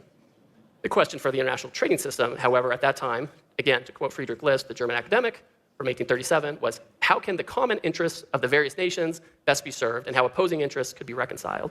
This was a particularly important question to a world still reeling from World War II. The Allies desired to create institutions to resolve economic conflicts amongst themselves while allowing different countries to pursue their own development agendas toward the goal of reconstruction. This was not an easy task. Solutions were not obvious. In retrospect, there are things we could and should have done differently, but that's the world they were facing. John Maynard Keynes, the British economist and the British representative to the Bretton Woods Conference, he had an idea for how this could be done. He argued that the international economic system needed to be organized around the principle of balanced trade. And that's what we talk about today. Nations could pursue what Keynes called national self-sufficiency through different models of economic development. But a requirement of long-term balanced trade would protect everyone against so-called beggar thy neighbor tactics. Keynes and his contemporaries like Joan Robinson argued that in most circumstances, a country's persistent global trade surplus is very strong evidence that it is pursuing economic growth at the expense of its trade partners. In other words, a country that is structurally exporting more than it is importing likely is harming the rest of the world just to fuel its own growth. It's not producing to meet its needs or to trade for import. It's trying to have a shortcut to growth at everyone else's expense. To put it even more clearly, a country should export in order to import. And if that's not happening, then it's a clear sign that something is wrong. A country should export in order to import. And if that's not happening, it's a clear sign that something is wrong. Because if you're over-exporting, you've got a massive surplus, then you are effectively dumping and undermining industries in other countries. Many of Keynes' most creative ideas for how to deal with this problem were left on the cutting room floor at Bretton Woods. He wanted a global currency, things like that. The system that emerged did not have a completely structural mechanism to discourage imbalances. And to be honest, the United States had a big trade surplus at the time, so maybe that had something to do with it. That being said, we are where we are today. But Keynes' arguments, they weren't completely lost. At the time, we drafted the General Agreement on Tariffs and Trade, the GATT, in 1947. It actually included several rules that reflected Keynes' ideas, the ideas of balance, the use of tariffs, Pulling etc. up with a GATT. And this text, the GATT text, is still the text underpinning the World Trade Organization agreements. And these ideas of Hamilton and Clay and Carey, you can read them, you can see them in the GATT. For example, Article 18, it's called Governmental Assistance to Economic Development. So this is an idea they incorporated. It explicitly states that it may be necessary in order to implement programs and policies of economic development designed to raise the general standard of living to take protective or other measures affecting imports. Now, the GATT would say that such tariffs could only be used by countries looking for a progressive development of their economies, but isn't that what everyone's looking for? These days, lawyers in Geneva will say that that section is only for self-declared developing nations, but I think every nation wants to be developing. Yeah, isn't that the idea that there's like developing nations and then there's developed nations, as if like being developed is just like is a status that you attain and then you never move beyond that? So Article 18 here from the General Agreement on Tariffs and Trade, the GATT, governmental assistance to economic development. It says tariffs are a legitimate tool of economic development, can use tariffs to protect new industries from foreign competition. Article 12 says restrictions to safeguard the balance of payments, can use tariffs to deal with persistent trade deficits that cause balance of payments problems, e.g. excess of debt or currency crises. And Article 6 is anti-dumping and countervailing duties, can use tariffs to respond to foreign dumping or selling below cost, or subsidies. All of this clearly is targeted at China, but not just China, but also Europe, because the situation Europe has put themselves into, they are now left with the choice of either acquiescing to the United States and following the United States into a restoration of the American system of political economy, or throwing themselves into China's arms effectively and allowing themselves to be colonized as proxies of China against America. The GATT also incorporated tools that countries can use to push back against imbalanced trade and its harmful effects. In Article 12, it says that countries that have a persistent trade deficit can impose tariffs to protect the balance of payments. This means that deficit countries can use tariffs to protect their citizens from harmful effects such as excessive debt or currency devaluation that would otherwise be transmitted to them by the policies of the persistent trade surplus nations. In other words, it stops countries from externalizing their own overproduction or lack of domestic demand to other countries. And then, of course, Article 6 really contains a reference to Henry Carey's arguments about protecting workers from bad practices abroad. That section says that countries can raise tariffs to respond to foreign subsidies or dumping. And all developed economies regularly use these tools to this day. And the list goes on and on. The international trade rules, as originally written after World War II, do not promote free trade as an end in itself. That's something that developed after World War II. They acknowledge those rules, acknowledge that countries use tariffs that they need to develop, and that they need to intervene to protect their economies and protect against imbalances. The GATT rules were intended to be flexible. They allowed countries to use methods they needed to support their economy while trying to resolve conflicts that inevitably emerged. But these original goals and principles that we can see written into the GATT were rejected as the Cold War ended. With the WTO, we created a rigid dispute settlement system filled by unaccountable bureaucrats in Geneva, a couple of whom are here who work for the United States, so that you too. And they interpreted the rules so narrowly that they lost much of their intended flexibility. And oftentimes the United States ended up changing our laws to accommodate what was found in Geneva, even though we had negotiated for something different at the bargaining table. And we allowed large non-market economies into the world trading system, gave them the same tariff treatment as we did to market economies, and we didn't hold them accountable to the commitments they made in the process. And at the same time, the United States unilaterally disarmed. We slashed our tariff rates below the rates of nearly all our trading partners. We opened our borders to unprecedented and nearly unlimited flows of foreign labor, capital, goods, and services. And meanwhile, other countries continued to use the tools that America had innovated, but they used them against us. And they were often hidden behind non-tariff barriers like unfair standards or regulatory restrictions based on what I think are fake concerns. Non-market economies use the full force of their state budget and regulatory apparatus to build massive export capacity, disconnected from the market realities of profit, capital allocation, and consumer demand. And the United States let them do it, and others did too. But that era is over. The United States is now moving forward to fix historic problems with historic solutions. As Americans take active steps to rebalance our own trade, our partners, of course, are free to join with us to build a new international economic system that's adapted to today's challenges. So this time around, it's wild spending months talking about all these things and sort of looking for little hints and clues and mentions from people in or around or adjacent to the administration to just kind of just try to get the idea, like, are they actually trying to do what I think they're trying to do? Do they understand the situation the same way we do, the nature of the Eurodollar system and the balance of trade and the American system of political economy and all that? And then you just have the trade representative coming out here and explicitly delineating all of this exactly as we've been talking about it for at least a year here now. We think that the goal of the international system should be to prioritize and protect national interests while also ensuring balance and fairness. We continue to benefit from a lot of rules across many areas, whether it's IP or services. Dave Johnson in the chat. You know, Dave Johnson is the gayest person to ever walk this green earth. Thanks for dropping in, old man. Good to see you. We want to make sure that business has certainty, et cetera, but we can't allow our national interests to be boxed in by outdated frameworks that no longer serve their purpose, if they ever did. So we have to make sure that the new system builds into the flexibilities we need to address economic vulnerabilities, to prevent exposure to economic coercion, and to unlock productivity gains in our domestic markets. Most importantly, such a system must address structural imbalances head-on and make long-term balance a cornerstone of international economic policy.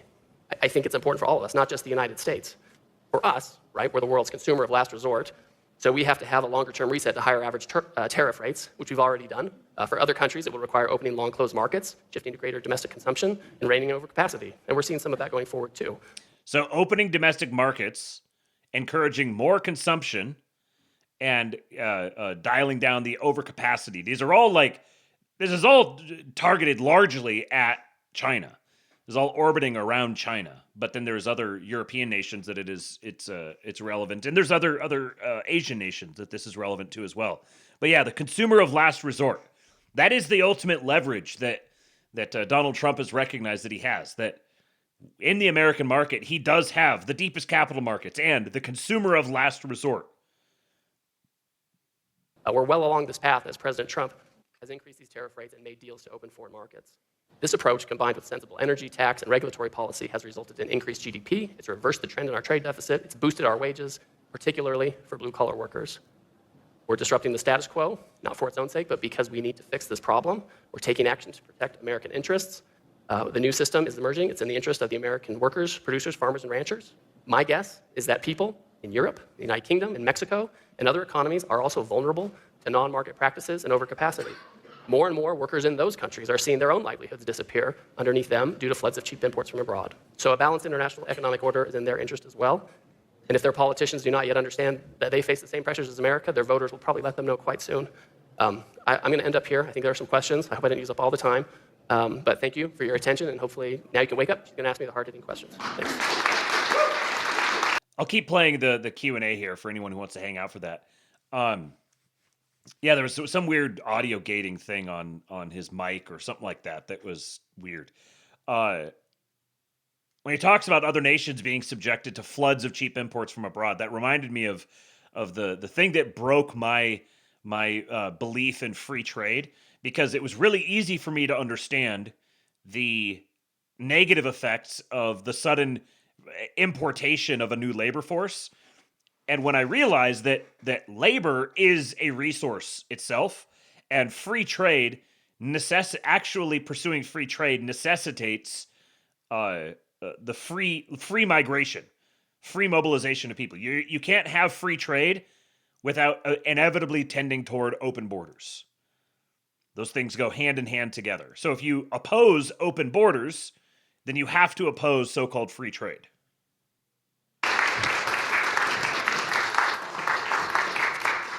Well, thank you for laying out the historic and arguments that are mainly economic. This woman asks him a bunch of really dense questions, but he's very good on his feet. Arguments.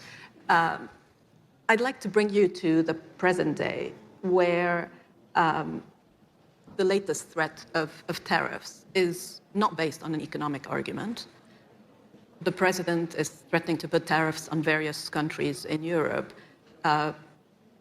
because they are resisting what he wants, which is Greenland. Do you think that that is the right use of tariffs? So I would say that that is an appropriate use of tariffs. So I have, as you noted, I've gone over the economic rationale for all of this. In the United States, other countries as well, there's a long history of using tools that are at the nexus of economics and national security. In the United States, we have export controls, we have sanctions, we have prohibitions, we have things we do with SWIFT, things we do in conjunction with Europeans, things we do on our own. Sometimes countries agree with us, sometimes they don't, and so this falls into that category, right? This falls into, the president clearly has decided he doesn't want to impose full sanctions on countries all the time, but he can use a lesser measure like tariffs to try to also set the scene for whether it's negotiations or other geopolitical outcomes. You think that what the president is doing is setting the scene for negotiations? That's possible. It's something he's talked about. I think he's very clear on what he expects on that front. I'm not going to get ahead of him by any means. All I can say is the president has used tariffs, this term, for when countries have refused to take back illegal immigrants that came to the United States and committed crimes. Countries refused to take them back. For that instance, he's used them in other situations where countries are buying Russian oil. Right? So there are a variety of geopolitical instances. And again, there's a long history of the U.S. or other countries using tools that intersect with economics and national security, and this is one of those instances. I'm wondering whether that makes your life a bit more complicated. Oh, no. Because, no, not at all. Because you spent all of last year negotiating trade deals. So the EU trade deal, for example, may not go through. It is now suspended, essentially. The EU is threatening to retaliate with tariffs as well, and you could get into this escalatory situation. He's like, bitch, my job is trade representative. Yes. I spent last year doing trade negotiations, and I expect that this year, let me check. Yep, still the trade representative. I guess I'll be doing some more trade negotiations.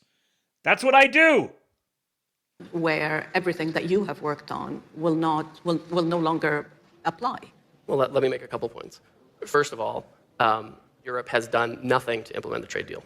Nothing. So it's actually, for the EU to say, well, we're suspending it, what are they suspending? Their continued negotiations with us. Well, it hasn't been ratified.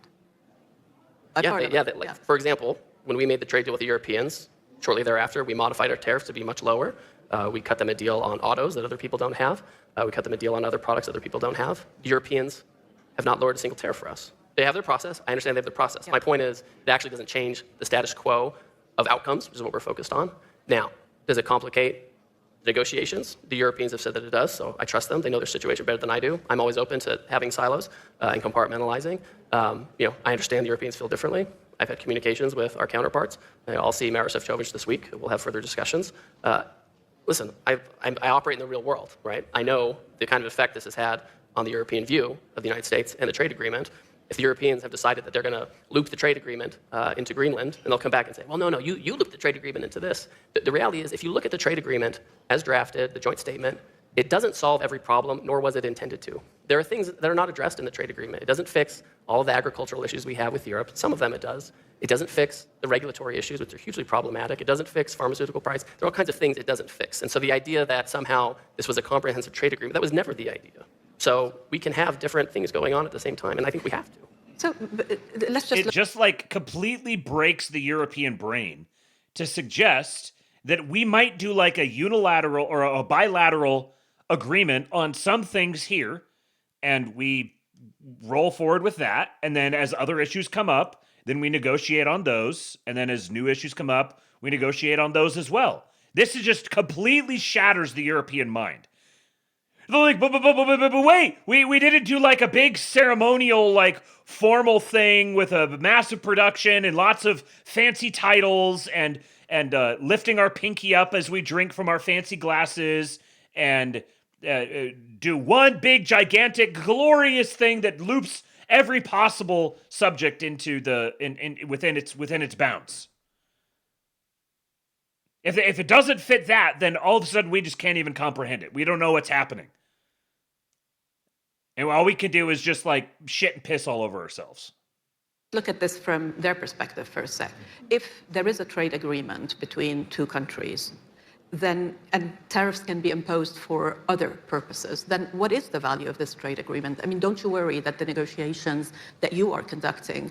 If we agree on certain things in one context, but then we have to negotiate on other things in another context, then what's the point of agreeing to these things in this context? It's just like, it's some sort of weird autism. They're not able to like think dynamically and flexibly. I think like the European mind is like a early onset dementia patient.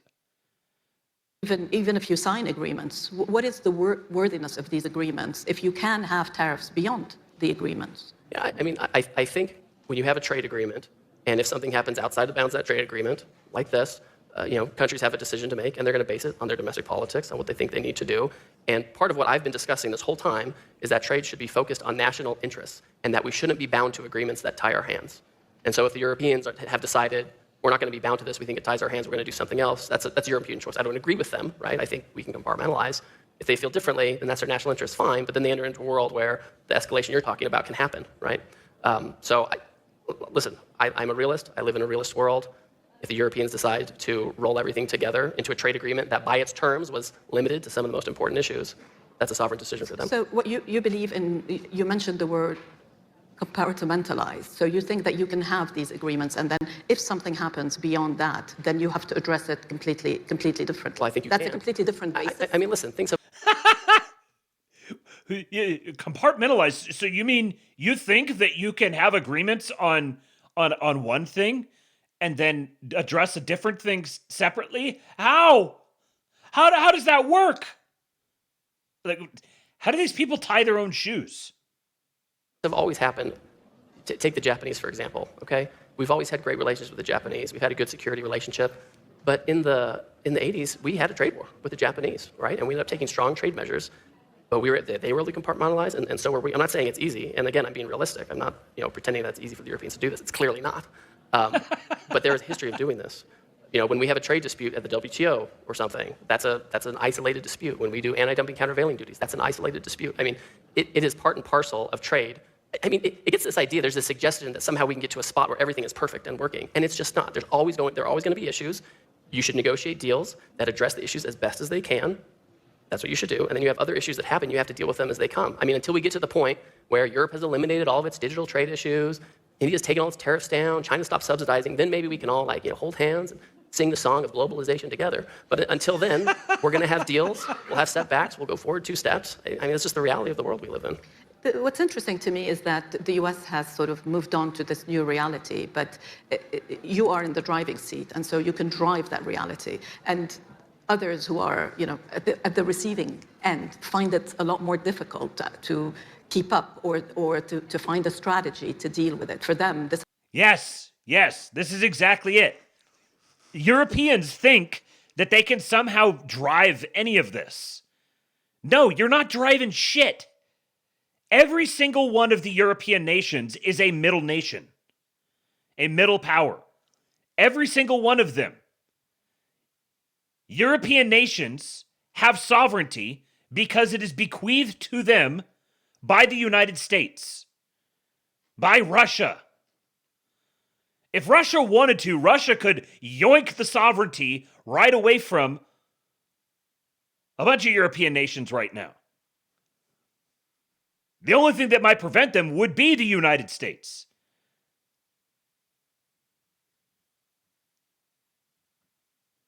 Sovereignty is something that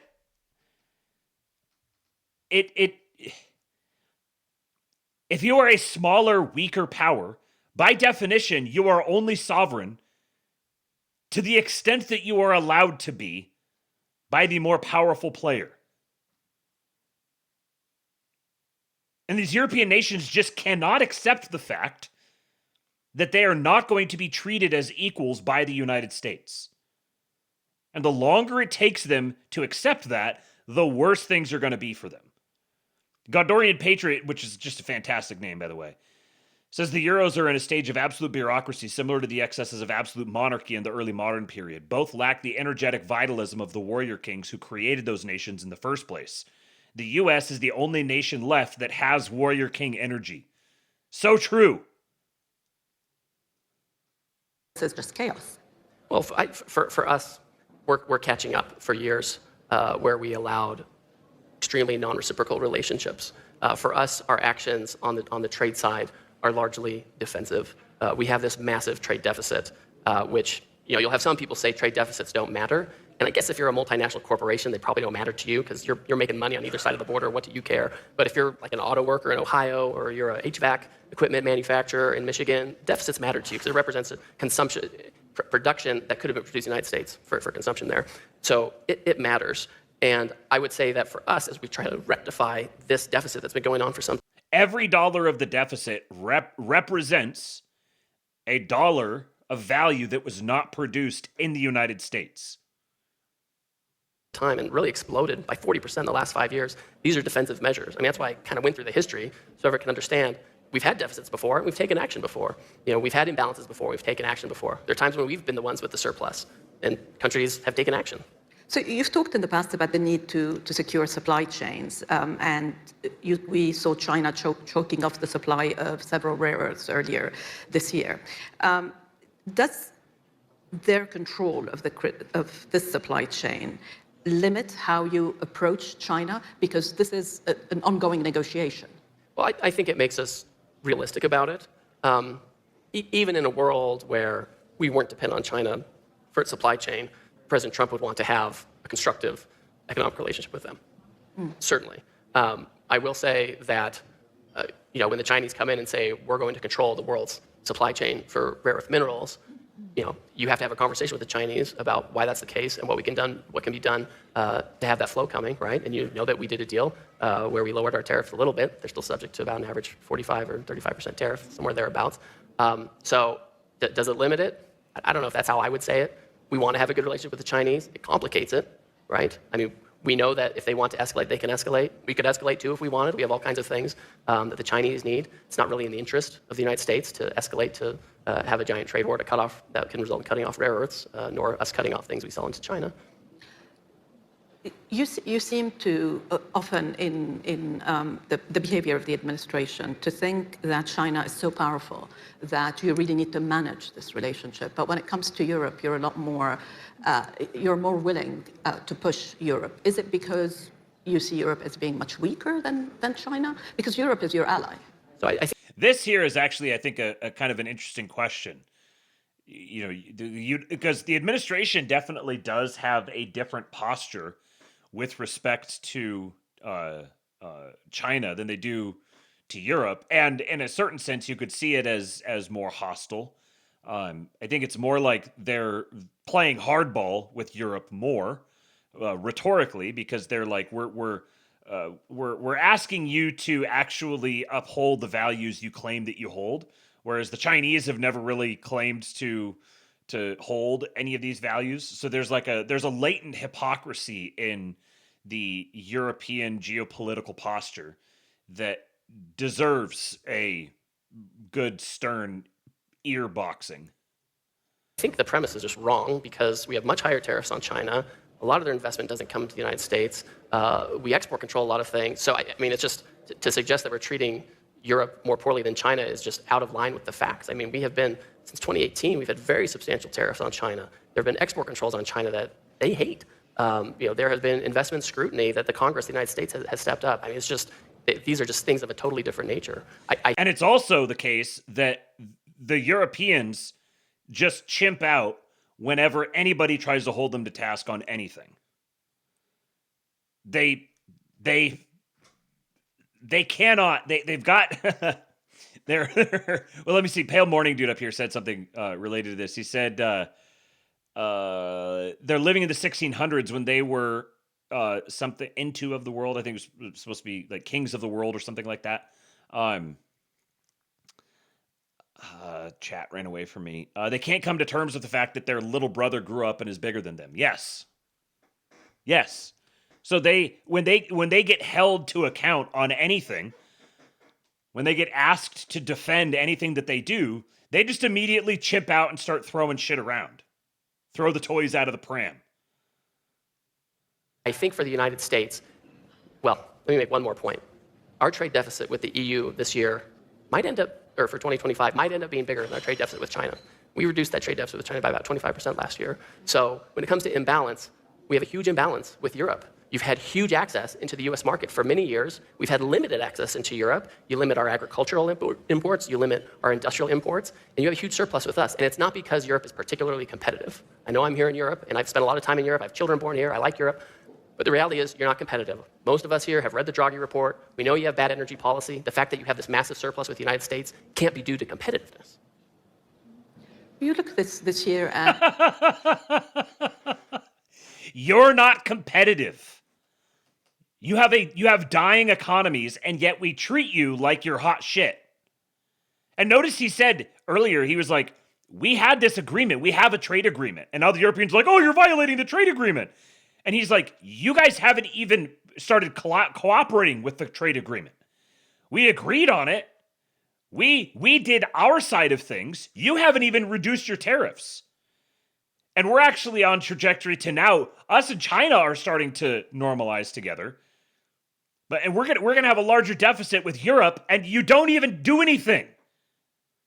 You literally are just like leeching off America like parasites.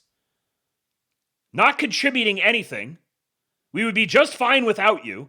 And you have the audacity to squeal and moan and bitch anytime any American ever dares to do anything except for just like lick your toes. China's trade surplus, which keeps going up. Definitely, it's lower with the U.S. But China, by putting a lot of pressure on China, China is actually expanding elsewhere. And surely you do care about the... I want to hear that again. Being bigger than our trade deficit with the EU this year might end up, or for 2025, might end up being bigger than our trade deficit with China. We reduced that trade deficit with China by about 25% last year. So when it comes to imbalance, we have a huge imbalance with Europe. You've had huge access into the US market for many years. We've had limited access into Europe. That's a huge thing. Europe has had like unrestricted access to the US market, but the inverse has not been true. So Europe has protected their market while America has thrown open the doors and allowed Europe whatever access they want to the American market. So they have been leeching off of our largesse.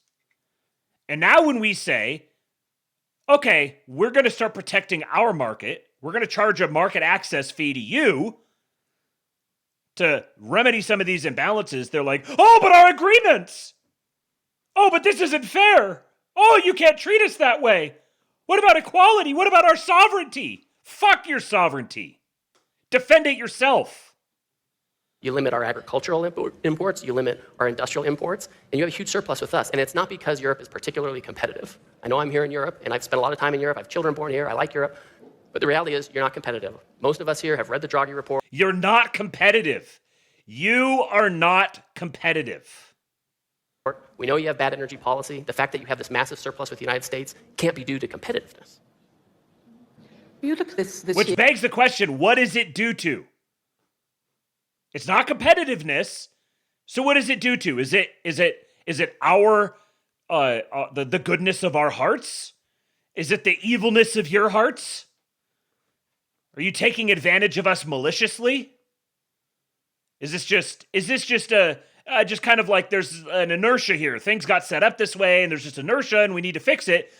We're out of the goodness of our own hearts, we're going to assume there wasn't malevolent intent behind this, so we just need to rebalance. But if it turns out that when we say we need to rebalance, you guys chimp the fuck out. Okay, so maybe the more you chimp, the more the belt meets your ass. Here at China's trade surplus, which keeps going up, definitely that's lower with the US. But China, by putting a lot of pressure on China, China is actually expanding elsewhere. And surely you do care about the economic influence of China. Well, first and foremost, we worry about the American economy. And so we've taken measures to protect against overcapacity. Certainly from China, they're the biggest offender, but there are other Asian economies, Vietnam, elsewhere, who have a lot of overcapacity. They have high tariffs too. I can't change other countries' trade policy, right? I can't force them to take measures to protect their own economies. All I know is we can control some levers in the United States with the executive authorities we've been given. We've taken care of that.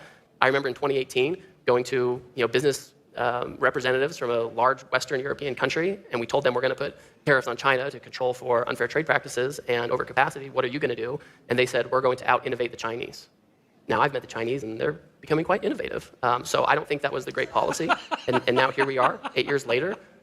If I were outside the US and I was one of these countries that was facing overcapacity from China or elsewhere, or Vietnam, et cetera, I would think about the type of interest-based measures I could be taking and that countries have taken for literally hundreds of years. So you think the EU should put... This is our Mormon nerd assassin. We got the gay assassin earlier. Now we've got our Mormon nerd assassin. We're going to protect our market from the Chinese. What are you going to do? Oh, we're going to out-innovate them. Bold strategy, Cotton. Tariffs on China. Well, I'm not going to say that in a public forum. Why not? Go ahead. Well, because I'm just trying to get along with everybody, right? I'm like the good cop here. This is not what's going to get you to get along with them. Let's talk about the U.S. economy. Well, first of all, there is a Supreme Court decision coming down the line, possibly in... What time is it? Is it 10 a.m.? No, in exactly 17 minutes. It'll be fine. It'll be fine. That's what you're expecting, that it's going to be fine? Well, first of all, So you think measures I could be taking and that countries have taken for literally hundreds of years. So you think the EU should put tariffs on China? Well, I'm not going to say that in a public forum. Why not? Go ahead. So she said, do you think the EU should put tariffs on China? And he's like, I'm not going to, I'll leave that for you guys to decide. Well, because I'm just trying to get along with everybody, right? I'm like the good cop here. This is not what's going to get you to get along with them. Because like if America comes out and formally says, hey, EU, you need to tariff China, then they're going to give that's going to give the United States issues with China. Because then China now has cause to retaliate, bluster, whatever. Let's talk about the U.S. economy. Well, first of all, there is a expecting that it's going to be fine. Well, first of all, we don't know if the decision is going to come down. Yeah. First of all, like we've had the past 2 weeks where everyone went to the court and Justice Sotomayor come out and she said, why is everyone here? They weren't there for the criminal defense case that they handed down. So the case will come down eventually. The administration gave the court a clear pathway to find in favor of the administration. I won't go into great detail about this, otherwise I won't stop talking about it. The plain language of the statute authorizes the president in an emergency situation to regulate imports. You regulate imports with the tariff. That's just historic. That's how it works. There's an emergency with our trade deficit and offshoring. Courts typically will defer on the emergency. So we think there's a clear statutory and constitutional basis for all of this. But if it does rule against you, what will you do? Would these tariffs on Greenland work? Well, so what I would say is, the Trump team has been thinking about these actions for years. And my sense is, had COVID not happened at the end in 2020, you probably would have seen broader action even then. So there are a lot of different options. My general counsel has told me that I'm not allowed to discuss them in public, so sorry. But there are a lot of different plans available. The president chose to use IEEPA because it is the most appropriate to the situations we're facing. For the emergency like the trade deficit, for emergencies related to national security, it's the most appropriate. So if we aren't allowed to use that, there are other tools we can use, certainly, but IEEPA is the most appropriate. You spoke in your presentation about manufacturing, and we know the president... There's some interesting gamesmanship happening here because because like saying, okay, IEPA, we think there's the clearest case for IEPA here. There's clear statutory delegation to the president to regulate trade, and tariffs are the way you regulate trade. Like, obviously, there's a clear justification for it here. However, if you knock that down, we've got backup plans. We're not going to tell you what the backup plans are. We'll just say we've got backup plans, which from the perspective of the Supreme Court, if they're trying to be pragmatic about this, then okay, we're gonna even though there's a strong statutory case for this, we're gonna knock it down anyways. But then you're just gonna go do something else, and so we're gonna have to come back and do this over and over again, and it's gonna get more and more politically thorny as we go. That's not something that the Roberts Court wants to be caught up in, which is, I think, an extra reason why they're, even if they didn't Welcome have to the Gulag. that If you survive, you earn your freedom. Dave Johnson with the 10 gifted subs. Thank you, brother. Melon, who do you got here? Melon, Brother Egypt, Hey It's Chip, Noah, MS Now, string of characters, Fully Gully, Yanni, TBE Merc, and Valez. Some suspicious ones in there. But thank you, Dave. I appreciate you. That earns you another. You know, Dave Johnson is the gayest person to ever walk this green earth. Thank you, man. What was I saying? Oh, so like, I think even if there wasn't a clear statutory case for it, I think the Supreme Court is ultimately going to rule in favor of the administration simply to avoid politicizing themselves too much. And wants to return manufacturing jobs to the U.S. When I last looked, U.S. manufacturing activity has been contracting for several months. What do you think that is? Yeah, I think there are a lot of factors we look at. You know, there's that one where it's contracting. The manufacturing jobs numbers are, kind of middling. But there are other ones that also indicate that the boom is coming. And I would say that construction jobs have gone up significantly. Manufacturing productivity has shot up over the past year. Manufacturing wages have gone up. So there are some indicators that we don't have the jobs right now, because normally when you're building a factory, it takes some time. You have to get these things going. And so we're seeing the construction starts, we're seeing the construction jobs going up, we're seeing productivity going up. So I think that all of that activity is happening right now to get it up and running. And so we'll see more of that in the coming year. We also have the full effect of the tax bill, which allows for expensing for capital goods, R&D, and that kind of thing. So we're watching that, those indicators. They're not where I want them to be yet, but we're confident they'll get there. The labor market is also cooling. Do you think that tariffs had anything to do with that? So no, I don't think so. You have to remember, in the United States, with our new immigration policy. This is a good point here that a lot of people miss this. So no, I don't think so. You have to remember, in the United States, with our new immigration policy, a lot of folks have left the United States, and so and we cut some government jobs because we didn't want an economy fueled by illegal immigration and government jobs. So the president, over the past year, there have been 650,000 jobs created, and they're all in the private sector, and they're all to Americans. So that's the kind of healthy job growth we want. We don't want an economy that's fueled by government jobs. So you're going to see that effect in the labor numbers. I think the middle of this year, I think the labor numbers will be a little more reflective of our policies outside of the immigration and government cuts. I know that you don't think that tariffs drive up prices, but if you look at the polls and you have the midterm elections coming, what they show is that American voters are very concerned about inflation. They're very concerned about... It's not just that he doesn't think that tariffs drive up prices. There is no evidence that tariffs drive up prices. This is entirely just like... this is like Keynesian fan fiction or something. This is modern monetary theory, globalist fan fiction. There's no evidence that tariffs drive up prices on net. Like, maybe certain sectoral areas you might get a little, something goes up a little bit, but then it goes down other places. There is no evidence for it whatsoever. About affordability. Talk about talk about it, but also, I mean, how is it that you believe that tariffs had nothing to do with prices? So if you look at the drivers of inflation, these are all related to services we don't import that are subsidized by government. Healthcare, housing, education. This is or energy to some degree, right? So these are areas we don't import these things. that's where the largest impact of inflation is. And if you look at where we were in the Biden administration, I think we hit a high of 9% or something like that. We're now down to 2.7. I mean, that's huge progress. And then when you look at the actual, inflation numbers for goods, there are a few goods here and there where we have seen high prices, right? Beef is one of these. That's related to the size of the U.S. cattle herd, right? It's cyclical, and every 10 years it gets low, and then you build it back up.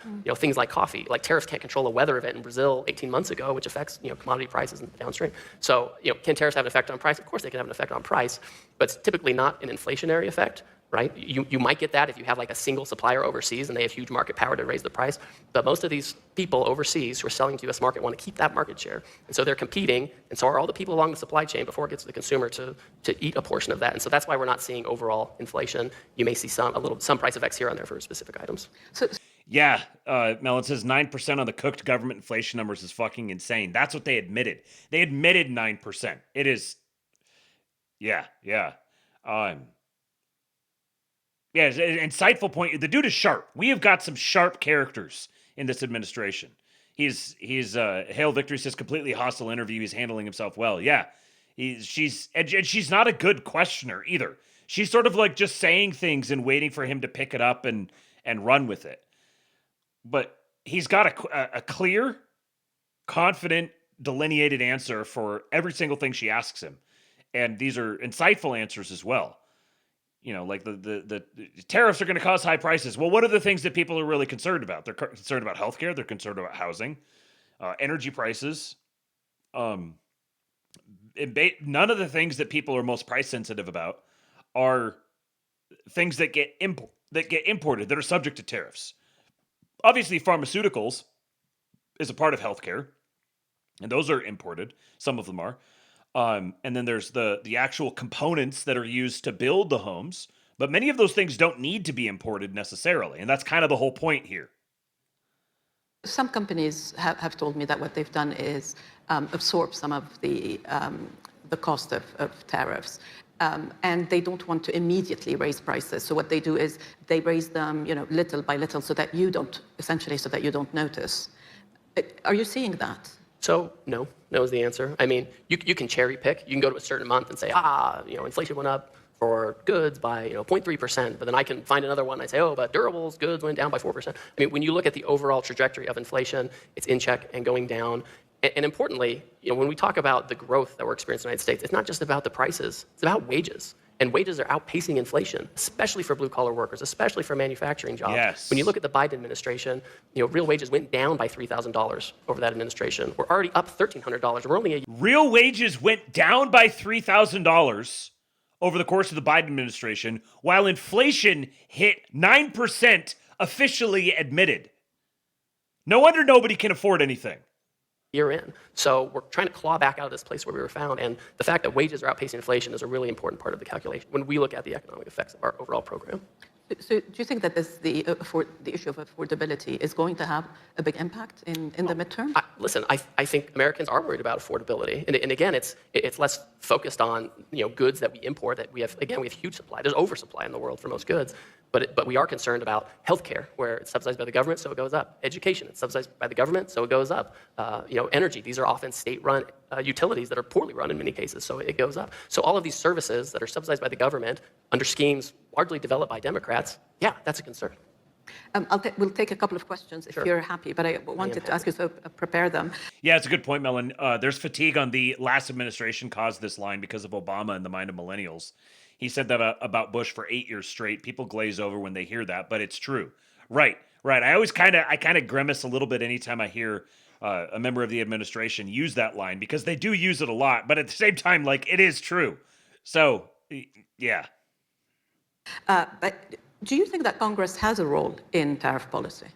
Yeah. If you go to Congress today, the members of Congress will start off by saying Article 1, Section 8 of the Constitution entrusts tariff policy to the Congress of the United States, and that's true, and that's written down. And Congress, look at him frankly, in its wisdom, has delegated a lot of that authority to the president, whether it's to investigate unfair trade practices, or do anti-dumping and countervailing duties, do national security tariffs, do IEEPA tariffs, do safeguard tariffs. So there are a lot of delegations that give the president broad authority because the president is executive and he can act and he has a team and he has experts. Congress doesn't have those kinds of tools, so that's why over time they've delegated a lot of it. If there is a question, you can raise your hand. The other thing Okay, go ahead. I was going to turn to something else, but go ahead. Thank you for your time.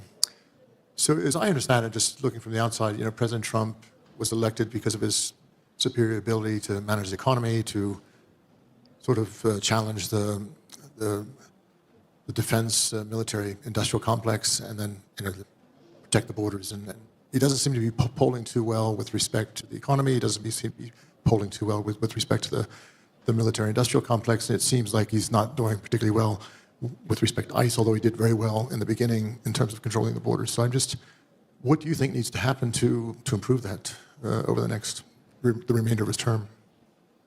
Well, I'm not like the political strategy guy.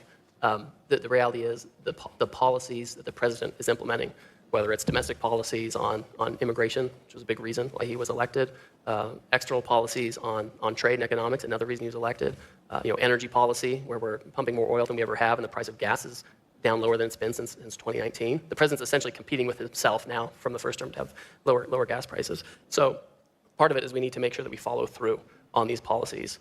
It's pretty common to have second-term presidents have their polling numbers kind of go like this. And for every poll you can find that says he's doing poorly, I can find one that says, well, at this time in President Obama's presidency, he had very low favorability, or President Bush was lower. So at any given moment, you can kind of see different things. What I look at is wages are going up. GDP last year was at 3.2%, higher than expected. It's projected for 5.4. And so this idea that if we had not had tariffs, we would have had, 7% growth? I mean, it's the counterfactual is kind of crazy. So I think the president's going to continue with the policies, including those that resonate most with Americans, especially for some of those issues that matter. The prices of healthcare and energy. I mean, all kinds of things like that. Affordability for housing. I mean, that's what his speech is going to be about here, is about housing affordability. So these are the kinds of things that the president's quite focused on. If he remains focused on them and executes, I think we're going to be fine. The question down there? Yes.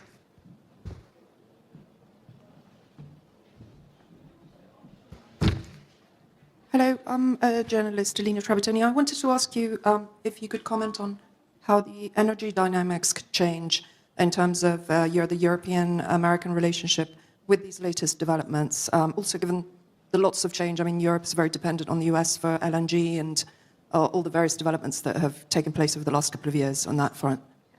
Sure. Well, I mean, first of all, I think American energy is the most dependable energy for Europe. I know Europe has their climate goals, which are different than U.S. climate goals, but LNG is something that is a relatively clean fossil fuel compared to others.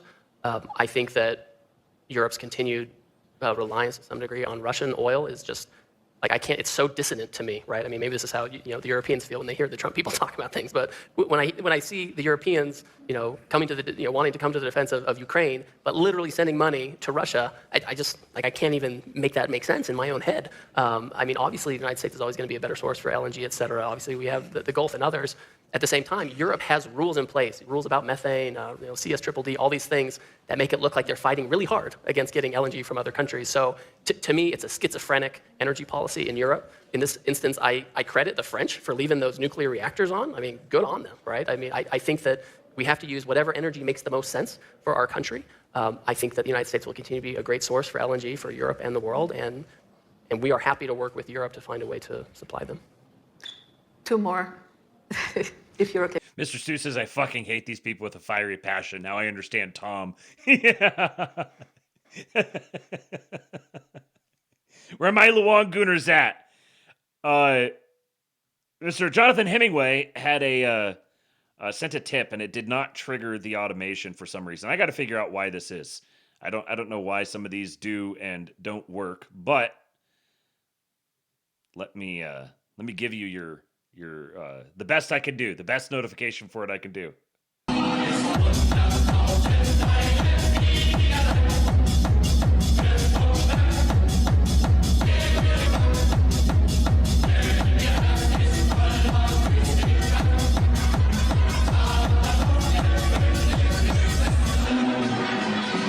You're the only sub I need, Mr. Erickson. That was the one from Nematoda earlier. Jonathan said, salute. So to you, I say, salute. Thank you, my friend. I appreciate you. Okay with that? Yeah, go ahead. Hi, Raywan with Constellation Research. So after we reset our tariffs and reset our trade agreements, what are we going to do to create a similar Belt and Road type initiative to bring the carrot back after the stick? Yeah, I mean, I think a lot of that is going to happen organically. I think, for example, with things like critical supply chains, that is probably the place to start. We've had conversations with many partner countries on critical minerals, for example. We've had quite detailed, memorandas or negotiations exploring, potential trade tools like price floors to make sure that new projects aren't undercut by, dumped critical minerals. We've talked about specific projects in certain countries. Australia, for example, we have a list of projects we're working on with them. And the United States is deploying tools from the Exim Bank or the Development Finance Corporation. We're partnering with the private sector to try to get these things up and running. So I think that is more of a, it's more market-based. It's trying to use government tools to push projects that might not be economically viable over the edge to where they are, whether it's by having a price floor or a tariff or a little bit of support from a institutional, government institution, financial institution. Those are the types of things that I think are more fitting for the way America wants to do things and its allies. Thank you. Down there, yeah. We got about 4 more minutes.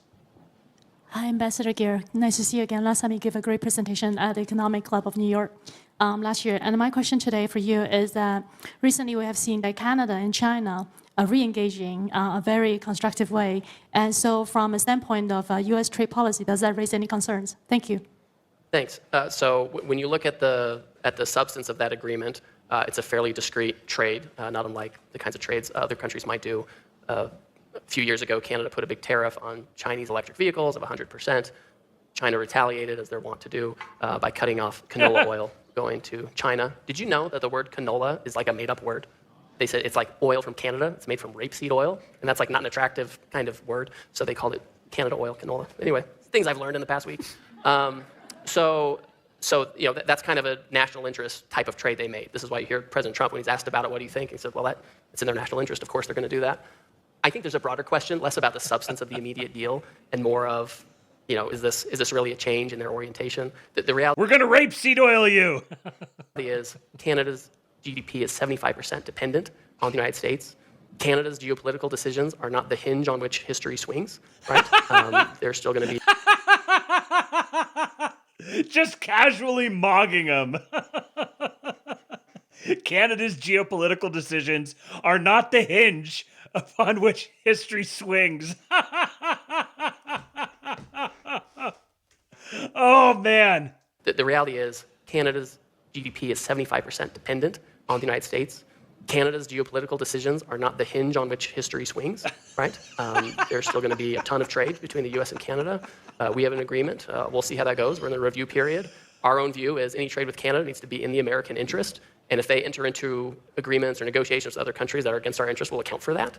I think Mark Carney, like the rules are Mark Carney has to resign now after that. God, I love this administration so much. So far, the content of this particular deal, we're watching it cautiously, but it's a trade they made, and we'll see what happens next. I think that's it for. Okay, go ahead. We're going to see what happens 1 minute next. over time. Thank you very much. Ursula Gatek, Polish Public TV. Ambassador, when you mention the trade deficit you have with Europe, you seem to ignore intangibles. Some statistics suggest that if you take into effect the whole digital economy, you actually have a surplus with the EU. Would you care to comment on that? Yes, because you fell into my trap. So Europeans always do this. So do you know how the services numbers are calculated? It's like so when you calculate the numbers for goods, there's literally a piece of paper or online documents. How much is it? What's the value, et cetera? These numbers are pretty good in developed economies, so we have a very good and reliable sense of what the goods trade looks like. The services numbers, this is how we do it in America, and my guess is how they do it in other places too. We have an agency, the BEA, and it sends out surveys to every firm in America, right? They send it out, and they say, if you don't answer the survey, we can subpoena you. I have never heard in my entire life of anyone ever being subpoenaed to provide the services data. So first of all, you're getting back what's effectively voluntary data from firms, and half of it's made up. Because when you look at it, it's an unintelligible form. And you don't know how much to account for US or overseas or anything. So the numbers are quite unreliable. Case in point, if you go to the UK and you say, what's your services balance with the United States? They'll say, oh, well, in the UK, we're proud to have a services surplus with the United States. If you go to the United States, They'll say, well, we're proud to have a surplus with the UK. So those numbers are bunk. And on that note, right, that's it. Thank you.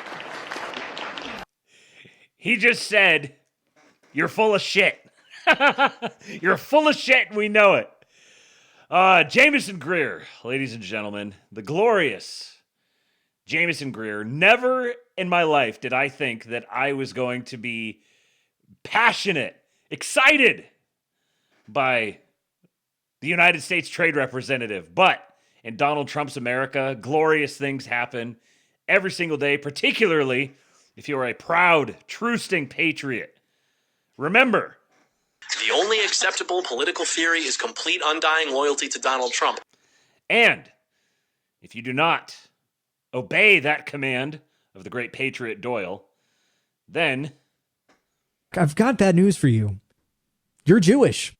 Otherwise, white males way up. White males have gone through the roof. White males way up. And there's this show, King Pilled. They call it King Pilled. Absolutely incredible show. One of the best I've ever seen. So true. Thank you, Mr. President.